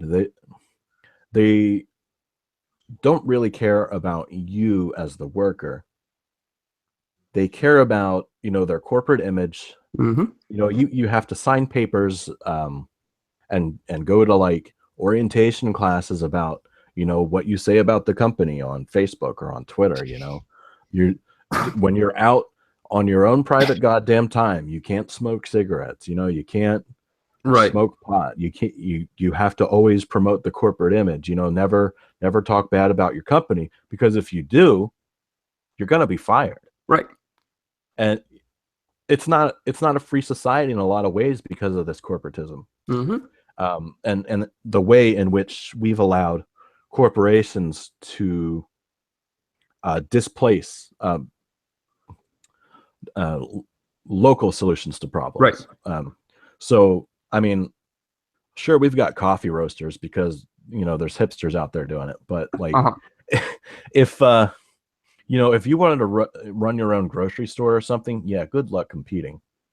Well, yeah. I mean, even things like phones. You want to start your own phone company that Yeah, provides a service to the people where they're not going to be surveilled by the government, where they're not going to, you know what I'm saying? Like something they that have a simple. It seems so simple. monopoly That's on not the going to happen. infrastructure. They Yeah. have a monopoly on the infrastructure. So Right. if you want to start a cell phone company, you're going to have to build your own infrastructure or lease it from them. From So them. ultimately, it's like when you have fucking it's like when you have fucking ISPs when you're out in like a rural Yep. area. Yeah, it doesn't say Comcast or Time Warner or Verizon on it, but ultimately they're the ones providing the infrastructure. And when Exactly. you get a copyright strike, it's come from Comcast, from Verizon, from Time Warner, because they own the infrastructure. Right.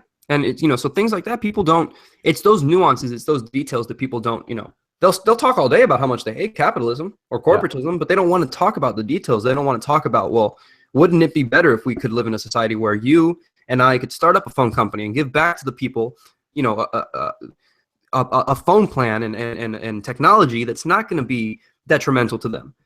We can't do Yeah. that. It's almost impossible in a corporate system. We can't, I think and that's sad. Yeah, it's really disappointing. And I think the most popular things around here for small businesses, right? You've got vape shops and coffee shops. Well, the vape shops got all screwed because of the Pennsylvania legislation. They also got screwed because of now having to get their juices approved by the FDA.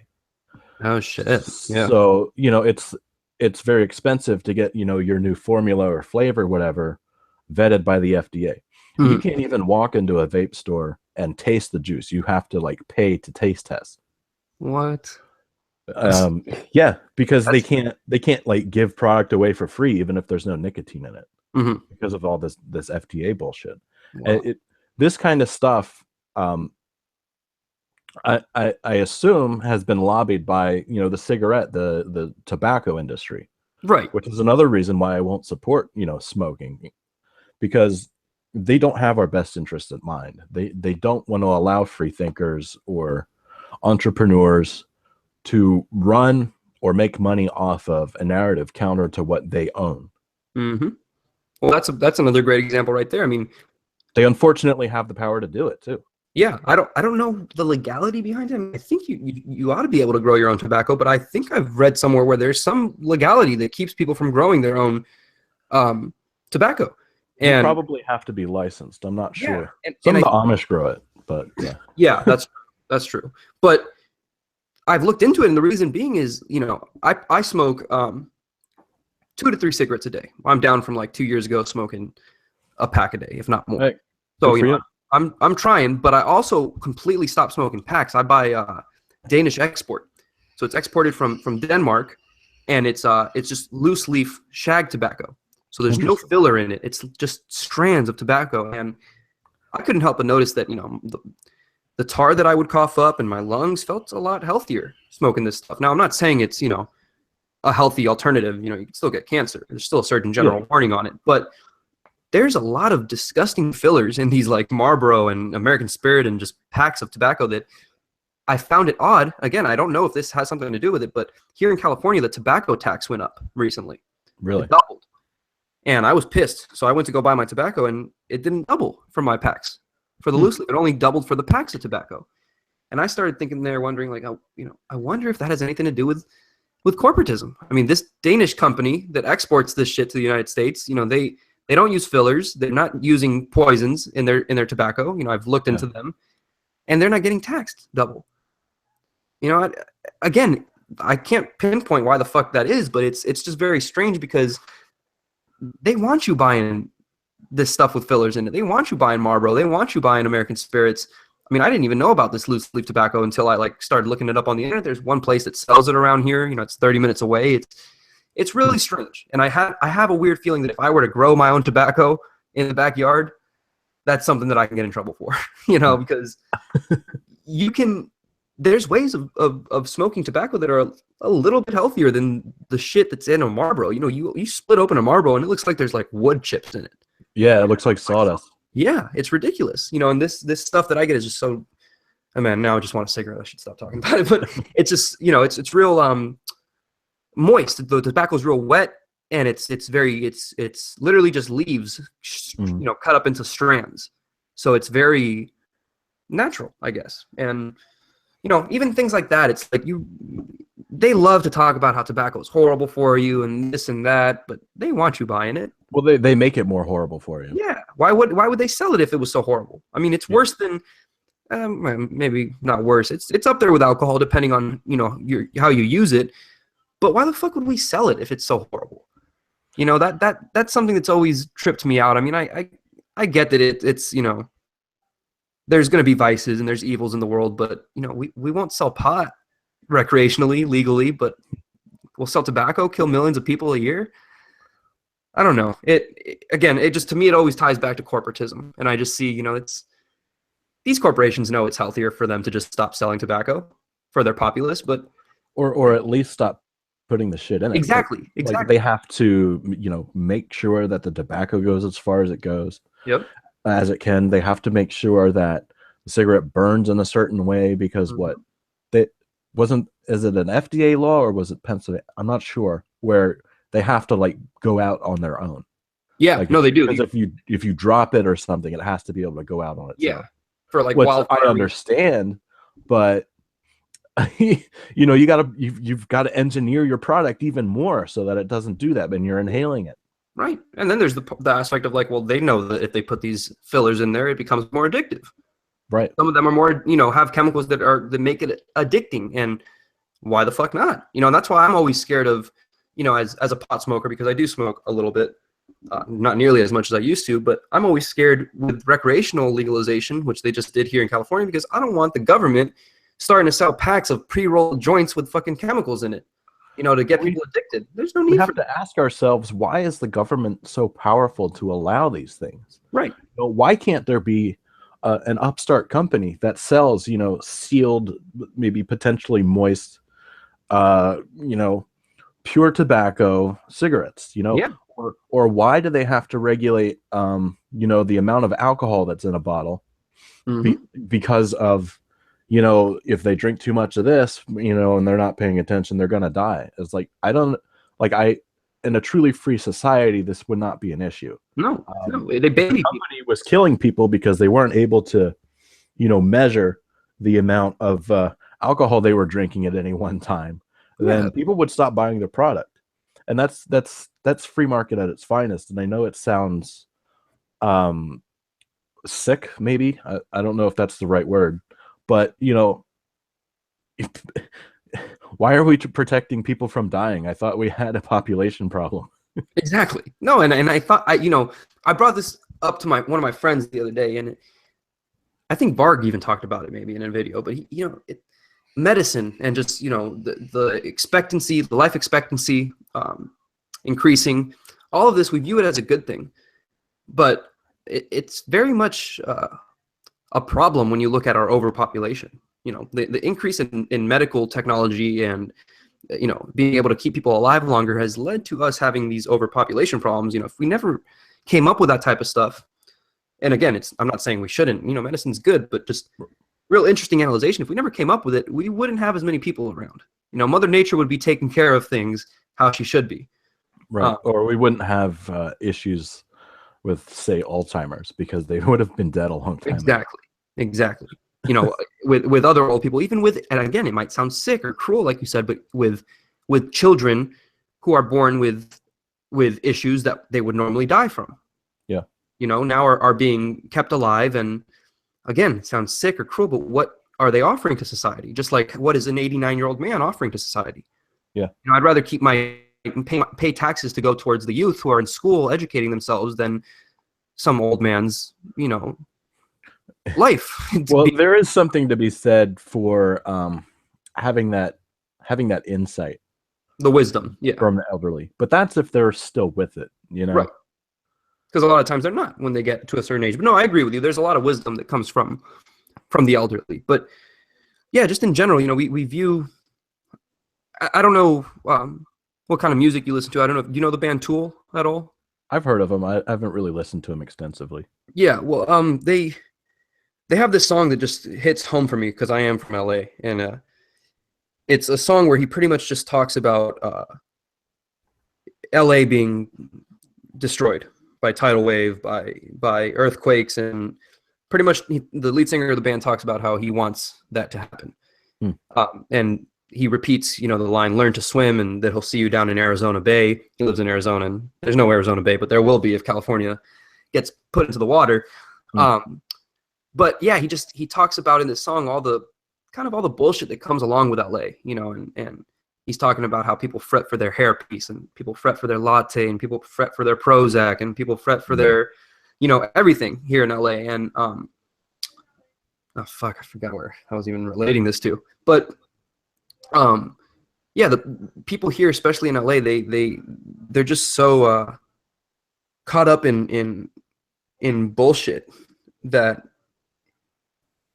you know, even for a moment rationalizing about some of this stuff that we've talked about capitalism, communism, politics, whatever it is, it's just out of their rationale. They just can't bring themselves to do it because, you know, they got to catch the new episode of like the Keeping Up with the Kardashians or some bullshit. Right. You know, and I know I'm sure plenty of people have ranted about this type of stuff, but it annoys me living here. Me and my girlfriend want to move as soon as possible, but yeah, I mean, we seem to be kind of just ranting here at this point, but Yeah, maybe we should wind it down. yeah, we'll wrap up here soon. But in general, yeah, I just the world is crazy, and I'm sure there's less. Well, I mean, I shouldn't be so sure. I would think there's less liberals in Philly. Maybe. Oh no. No. I would. Okay, maybe there's less, but maybe the ratio is a little different. Yeah. But Well, maybe Philadelphia is blue. It is so blue. Yeah. Okay. For sure. Yeah. So then, yeah, I'm sure you know how it is. Then, I mean, I've talked a couple of times about what it's like to walk around wearing my hat, my MAGA hat, and I don't even wear it primarily because of Trump. I wear it primarily because of the message. yes. And the message is we need to make America great again. Mm-hmm. And I don't know if you saw my footage from the Phillies MAGA rally. I did. I went around asking people, I said, what are you doing to make America great again? Like, because this is an important issue. And when I go down to the next Toomey rally, that's what I'm going to ask. I'm going to say, well, why don't you want America to be great again? Why do you think, I'm sure I'm going to get, when was it ever great? Yeah, well, because that's like one of the only responses that they can come up with now. And it's like, because they saw it on fucking Colbert. Exactly. They saw it on Trevor Noah. Exactly.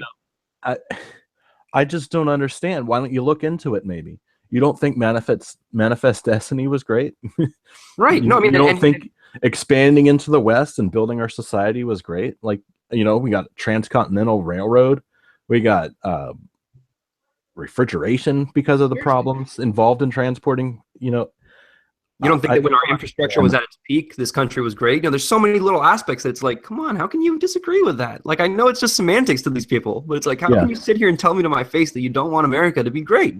Yeah, I understand. There's issues that we had with displacing people, and it's unfortunate, but it happened, and we're here to stay. It's not like we're gonna, feel so bad about being white that, okay, I'm gonna level my house.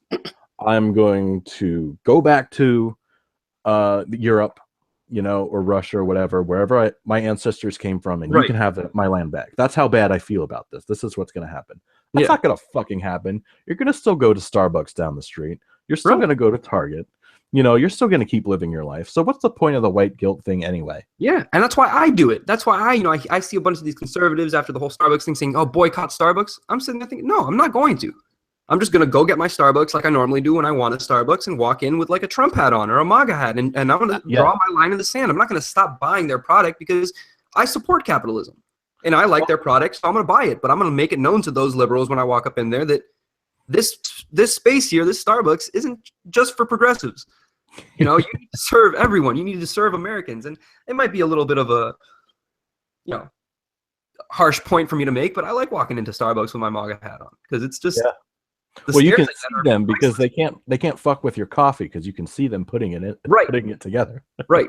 And it's hilarious because I just stand there and they don't even say a word to me. Like they'll hand me my coffee. They'll just say, whatever the drink is, iced espresso, and then just walk away. I will have to say, even though I am boycotting Starbucks over the AdSense issue, what was I going to say? Even though I am boycotting Starbucks over the AdSense issue, I will say that I've never gotten my coffee fucked with there. Yeah, me either.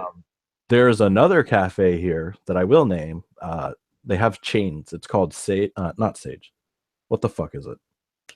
Saxby's. Okay. They smaller coffee place. Have fucked. I swear to God, they fucked with my coffee. Because I walked in. It's on the college campus.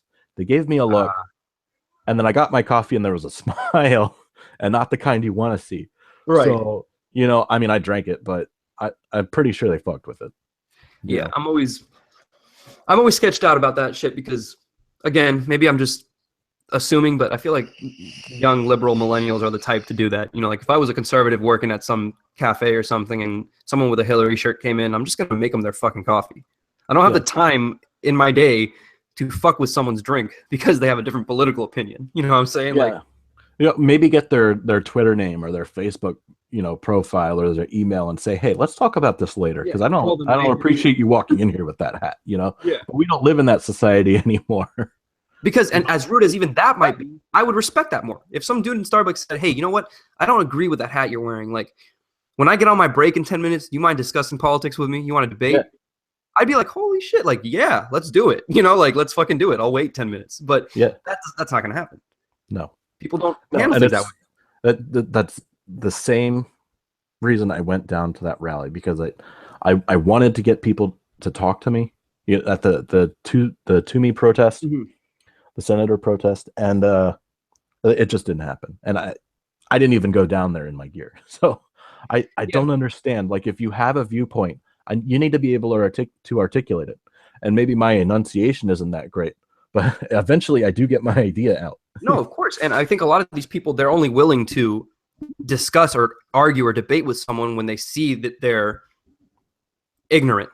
You know, because there are Trump supporters who are kind of ignorant, but the minute they see someone come up with facts and start speaking their mind, and they have good points to be made, they don't want to have the conversation, because all they have to say is Trump's a misogynist, Trump's a racist, Trump's Nazi, you know, he's a Nazi, he's this and that. They don't have any real facts to say. They haven't thought about it. They haven't looked into it.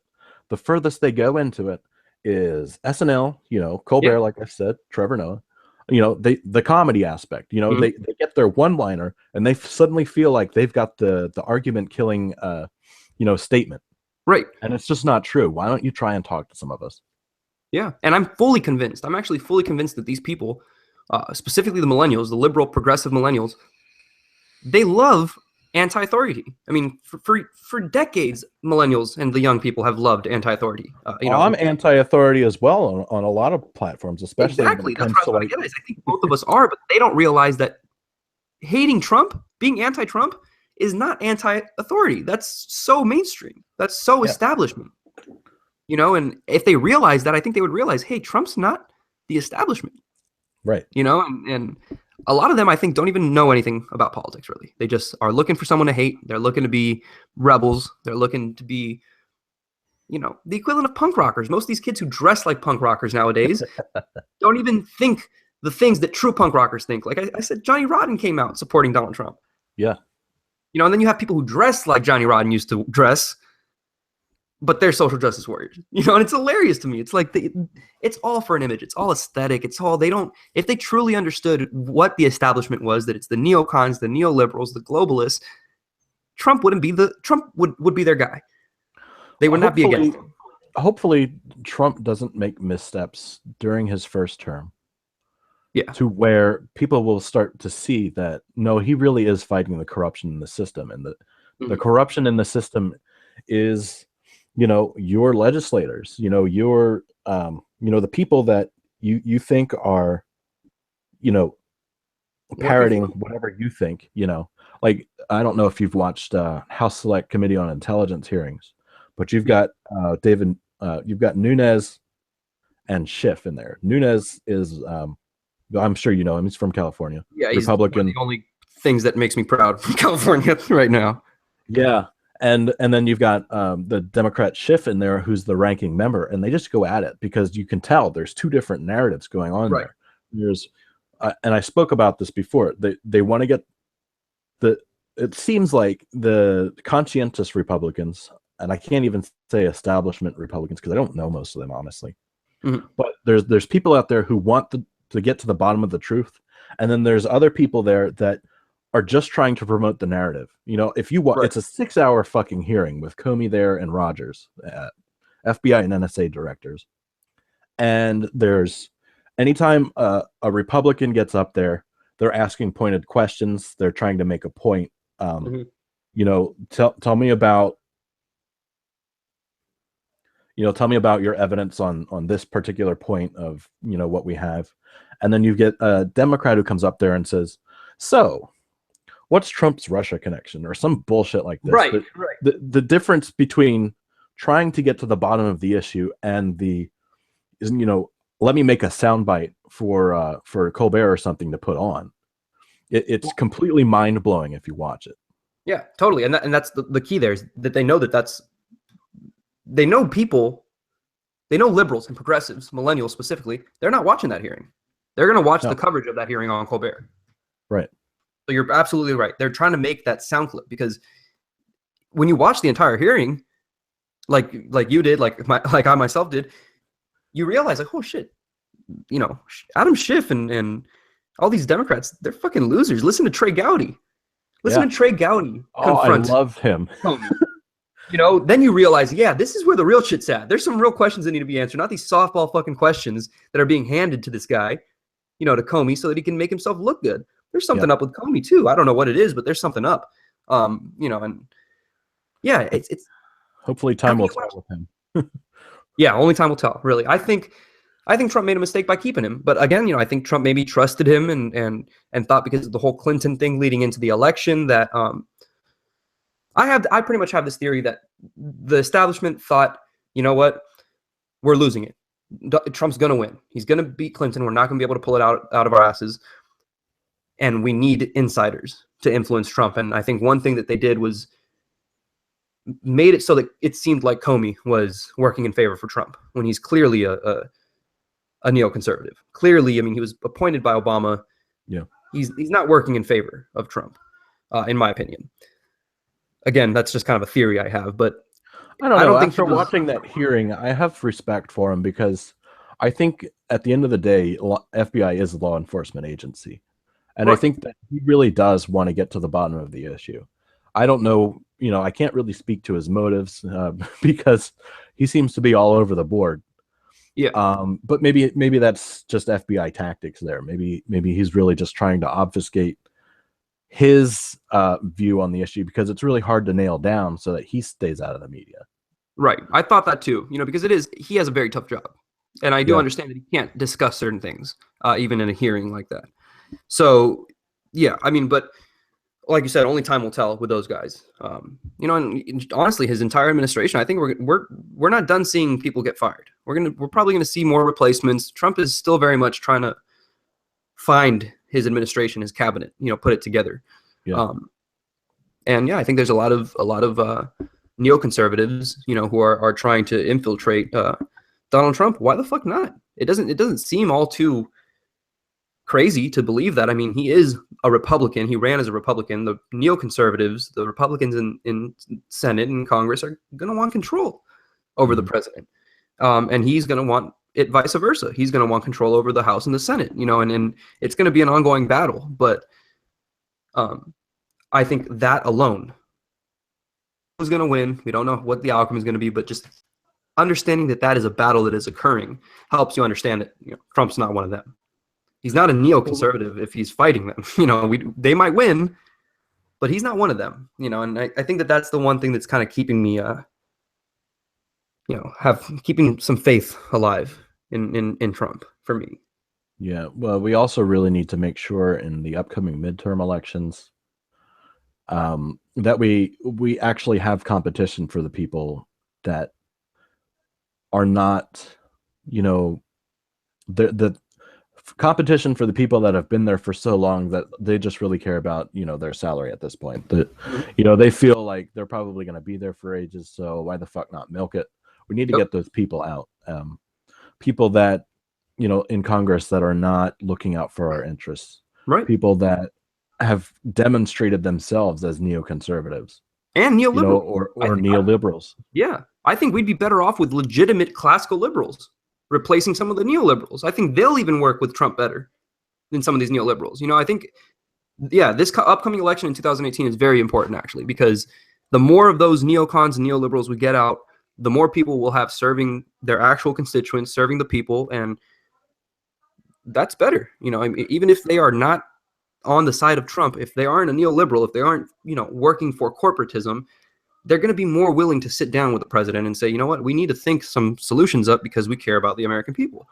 Well, it's up to our society to birth individuals capable of fighting these people too. Right. We haven't had one in a while. No, and I didn't want to reelect Toomey back to his office, but I couldn't have. I couldn't have Katie McGinty, who was running against him, in there.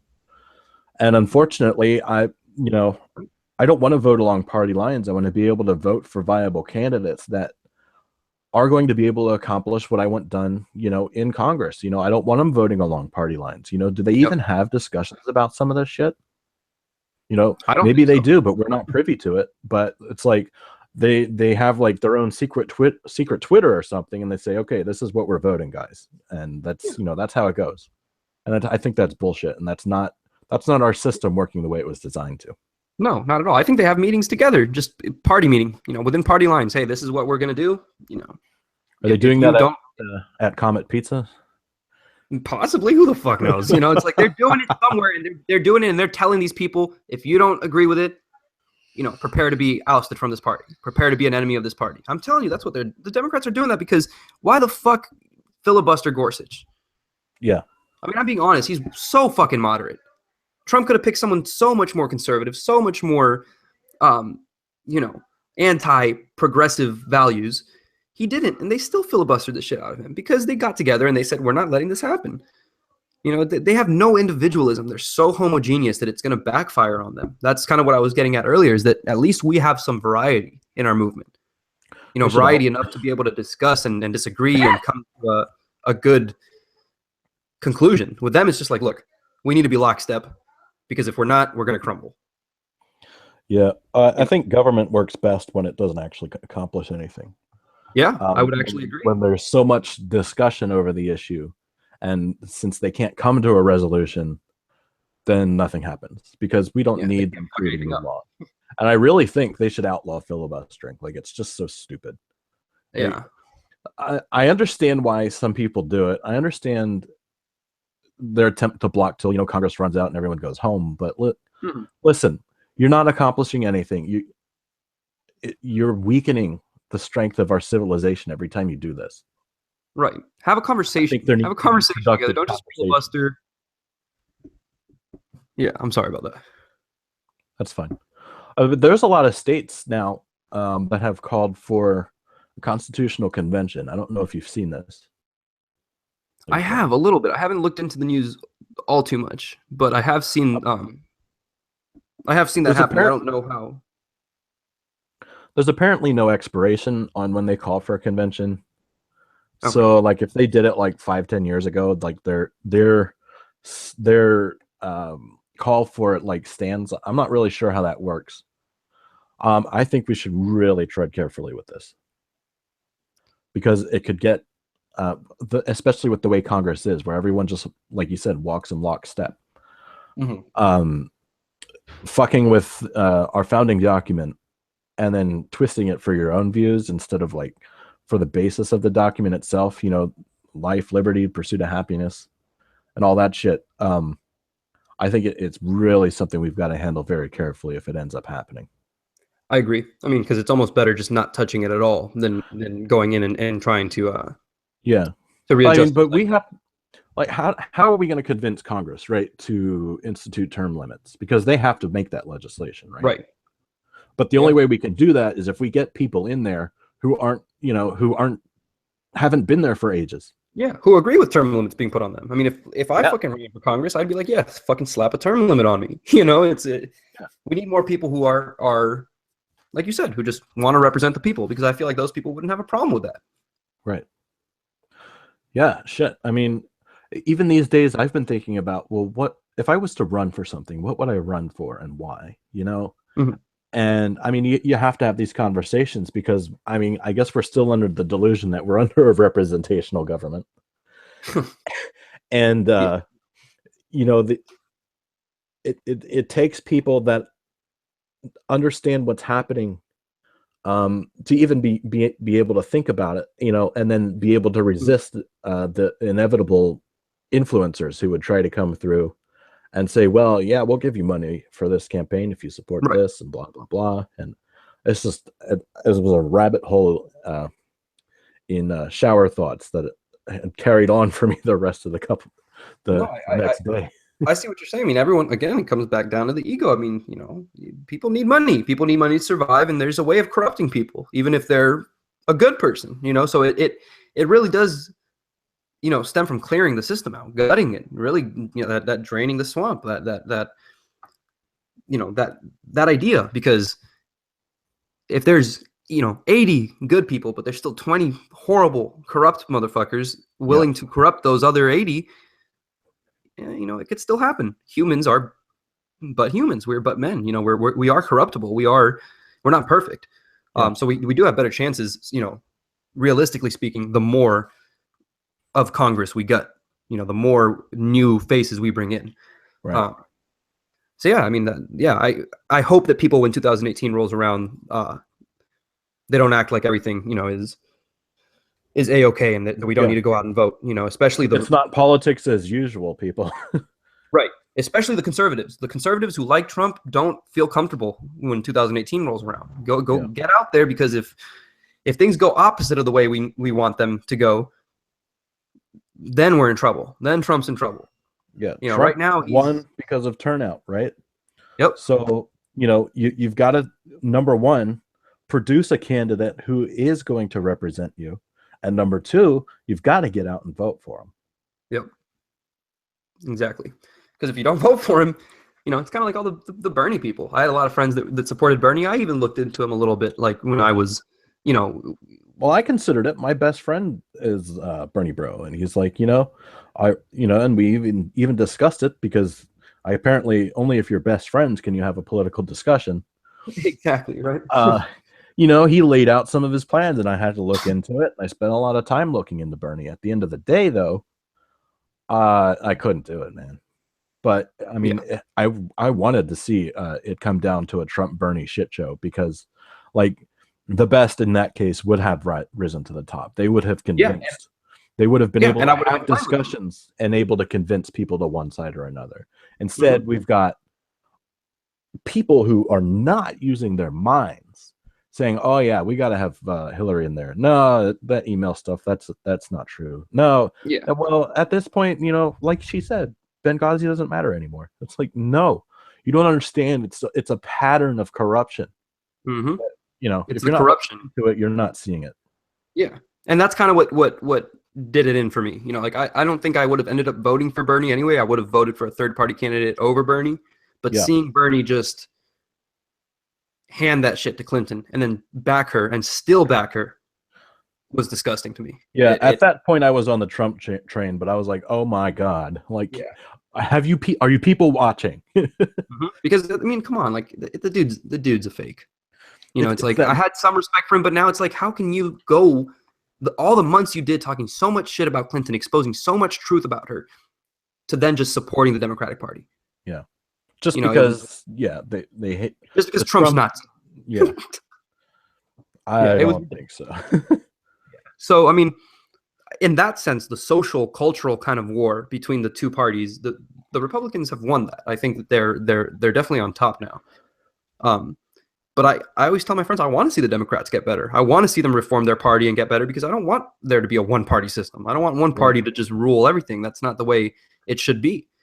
So every time I see the Democratic Party fuck up and slip up more and more, it kind of frustrates me. As much as it's like a win for our side, it's like, come on, guys, get your fucking shit together.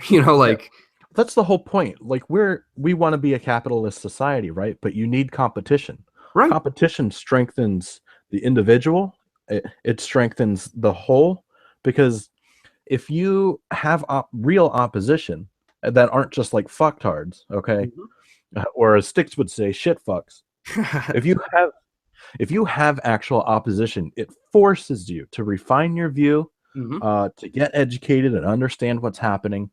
Because if you say some shit and you're in the middle of a conversation or a debate with someone and it's completely false, you're gonna get destroyed. You can't cede any ground when you're debating someone. So you have to be informed. You have to know what's going on. You have to have an opinion on what's going on and be able to, deal with point and counterpoint type exchanges. But we don't have that. And I really don't back the GOP just out of hand, carte blanche. I don't want to. And I really think we need to get rid of our two-party system to begin with. But I don't see that happening. So unfortunately, I got to stick with my gut, and I got to say, well, you got to take the time to research people running for offices, number one. Number two, you have to look at who's actually going to represent you the best. Because that's what our government was based on to begin with.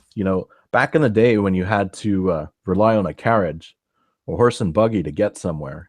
Right. You're looking at a couple days to a couple weeks worth of journey. If you're going from like Baltimore to Philly, it's going to take you a couple days. You can't just do it in a couple hours. So, in a society that used to work much more slowly, that's not the case anymore. And we really have the ability to harness the minds out there and say, well, this is what we're going to do now, and this is our platform, and this is how you can support it, rather than just sticking to a party because you always have and probably always will, because once upon a time you decided to look into it and now you're just stuck. Right. And just because we support Trump and Trump happens to be a conservative and we might label ourselves closer to conservative than liberal doesn't mean that that's the party or the ideology that we need to stick with. I would say happen to run as a conservative. Right. Or happen. Exactly. Because I don't know if people notice, I actually have it right in front of me right here. I kept it because it was such a intriguing thing. On the official sample ballot that I got here in California for president for the November 8th election, it says right next to Donald Trump's name, running for president. It says Donald J. Trump for president, Michael R. Pence for vice president, and then it says Republican/American Independent. And I always thought that was funny and interesting because the media never reported that, but he actually officially ran as an American Independent. Interesting. Even though he ran as a Republican, that's the way it was stated on the ballots. So, you're absolutely right. He ran as a conservative. He's not a neocon. He's not by any means a Republican. If anything, he's more of a traditional conservative, closer to like a Reagan-esque conservative. And even there was problems with conservatism. But he just chose to run as that party, and I think that's become evident by, the way he spoke on the campaign trail versus how he speaks now. He's a showman. Yeah, and it unfortunately muddles his representation to the left because they see Republican and now they've already got him in this box. But he's not an evangelical, conservative. He's not going to send troops to your gay pride parade. He's not going to outright write an executive order to repeal Roe v. Wade once and for all. No, it's not going to happen. I think he's atheist. I don't even think Trump is religious. Honestly. I don't either.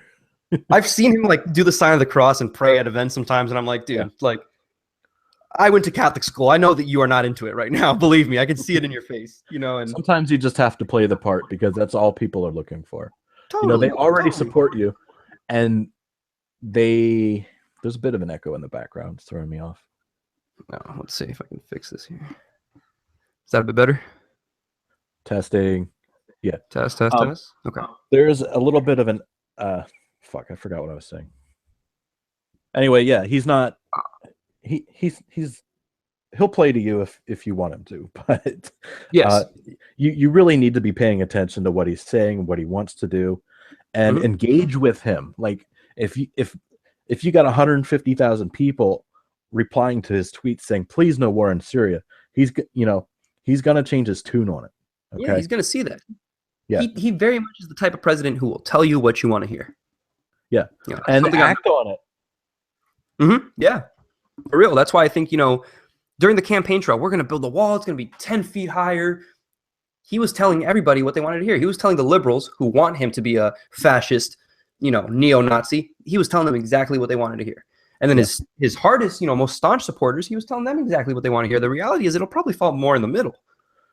He's probably going to upset people both on his staunch base and liberals in the sense that he's not going to be what they want him to be. He's not a neo-Nazi. He's probably not going to build a crazy border wall with barbed wire and fencing. It's probably going to be some fencing. It's probably going to be some more fencing. You know what I'm saying? Like he's I don't know. I think as a builder, he wants to build a glorious wall. I hope so. I'm going to tell you, I hope so. I want there to be like I want to go down and build that thing. Honestly, like as soon as whoever gets the contract, I'm applying to go build the wall because that should be some fun shit. I'm just saying I wouldn't be surprised if he let down his most hardened supporters, in turn, because I think he knows that to become this great president, to the American people, and I think he wants that. He is an egotistical man. To attain that, he's got to do what the majority of the people think is right. And I Right. think at the end of the day, he's gonna center himself more. He's gonna become a little bit more centrist. He's already kind of He's done begun that doing that. with the with he's not deporting all Mexicans, right? Just criminal Right. elements. Yeah. Like Just, I mean, I that's a told my girlfriend softening, right away. and that's not one I don't even have a problem with that. Yeah. No, I mean I don't either. I think he's going to become so centrist to the point where I suspect there might be um amnesty granted at some point in Trump's Well, during his. I don't think that's I really don't think he should do that, but I I don't think so either. understand why he would. I don't know. I view him as this egotistical man, and I see him love Reagan. He constantly talks about Reagan, and Yeah. Reagan granted amnesty. It was wrong that he did it too because he thought he was going to get more out of the Democrats by doing so. But I think we could see Trump doing it to maybe a small percentage of people, in the country, because he's going to ostracize people by deporting people, and he is going to deport them. So I feel like he's got to do something on the other end to kind of balance things out. And I don't know. I just don't think he's going to be as radical in the long run as people think he's going to be. No. Well, the left, like I said, they've got their narrative from comedians, and they've got their little boxes to put people in from whatever fucking classes they've been taking. And I think at the end of the day, they're going to be either surprised, after Trump's done his 8 years. Right. After Trump's gone, they'll realize what happened, and we'll have a more cohesive society. But it's going to take these people. It's going to take these people's brain maturing to even see it. Yeah, I've always said that too. That I think Donald Trump is the start of something better. I think we might get a better presidential candidate after Donald Trump. I can only hope so. It's I kind of relate it to music. Like Sex Pistols come out, the Ramones come out. Well, yeah, 15, 20 years later, we have even better punk bands. We have the Dead Kennedys, we got Black Flag. Things only progress. So, with a candidate as good as Trump, we might actually get that great candidate, years from now, hopefully, due to his policy and the way he changed politics in the country. And that's just a thought, but I hope so. I hope it doesn't get worse. Well, what Trump needs to do, right, is he needs to destroy the two parties. And I think they're pretty much just eating themselves. The Democrats definitely more than the Republicans. Right. But I think what he also needs to do is, and he will be a successful president in my eye if he does this, is draining the swamp, is getting rid of the establishment, is removing the stranglehold the deep state has, and reducing the power of the CIA and getting them back in check. If he can accomplish this and can reduce the size of government, reduce the burden that it has created on us as regular people who just want to work and be successful, and we would be able to if they weren't taking all this money from us and whatever. I think if he just makes us a more free society by doing those things, he will be one of the greatest presidents we've ever had. He'll be right up there with Washington. He'll be right up there with Lincoln, as time goes on, because he really did set out to make America great again and was able to accomplish it. And I really hope that's what happens.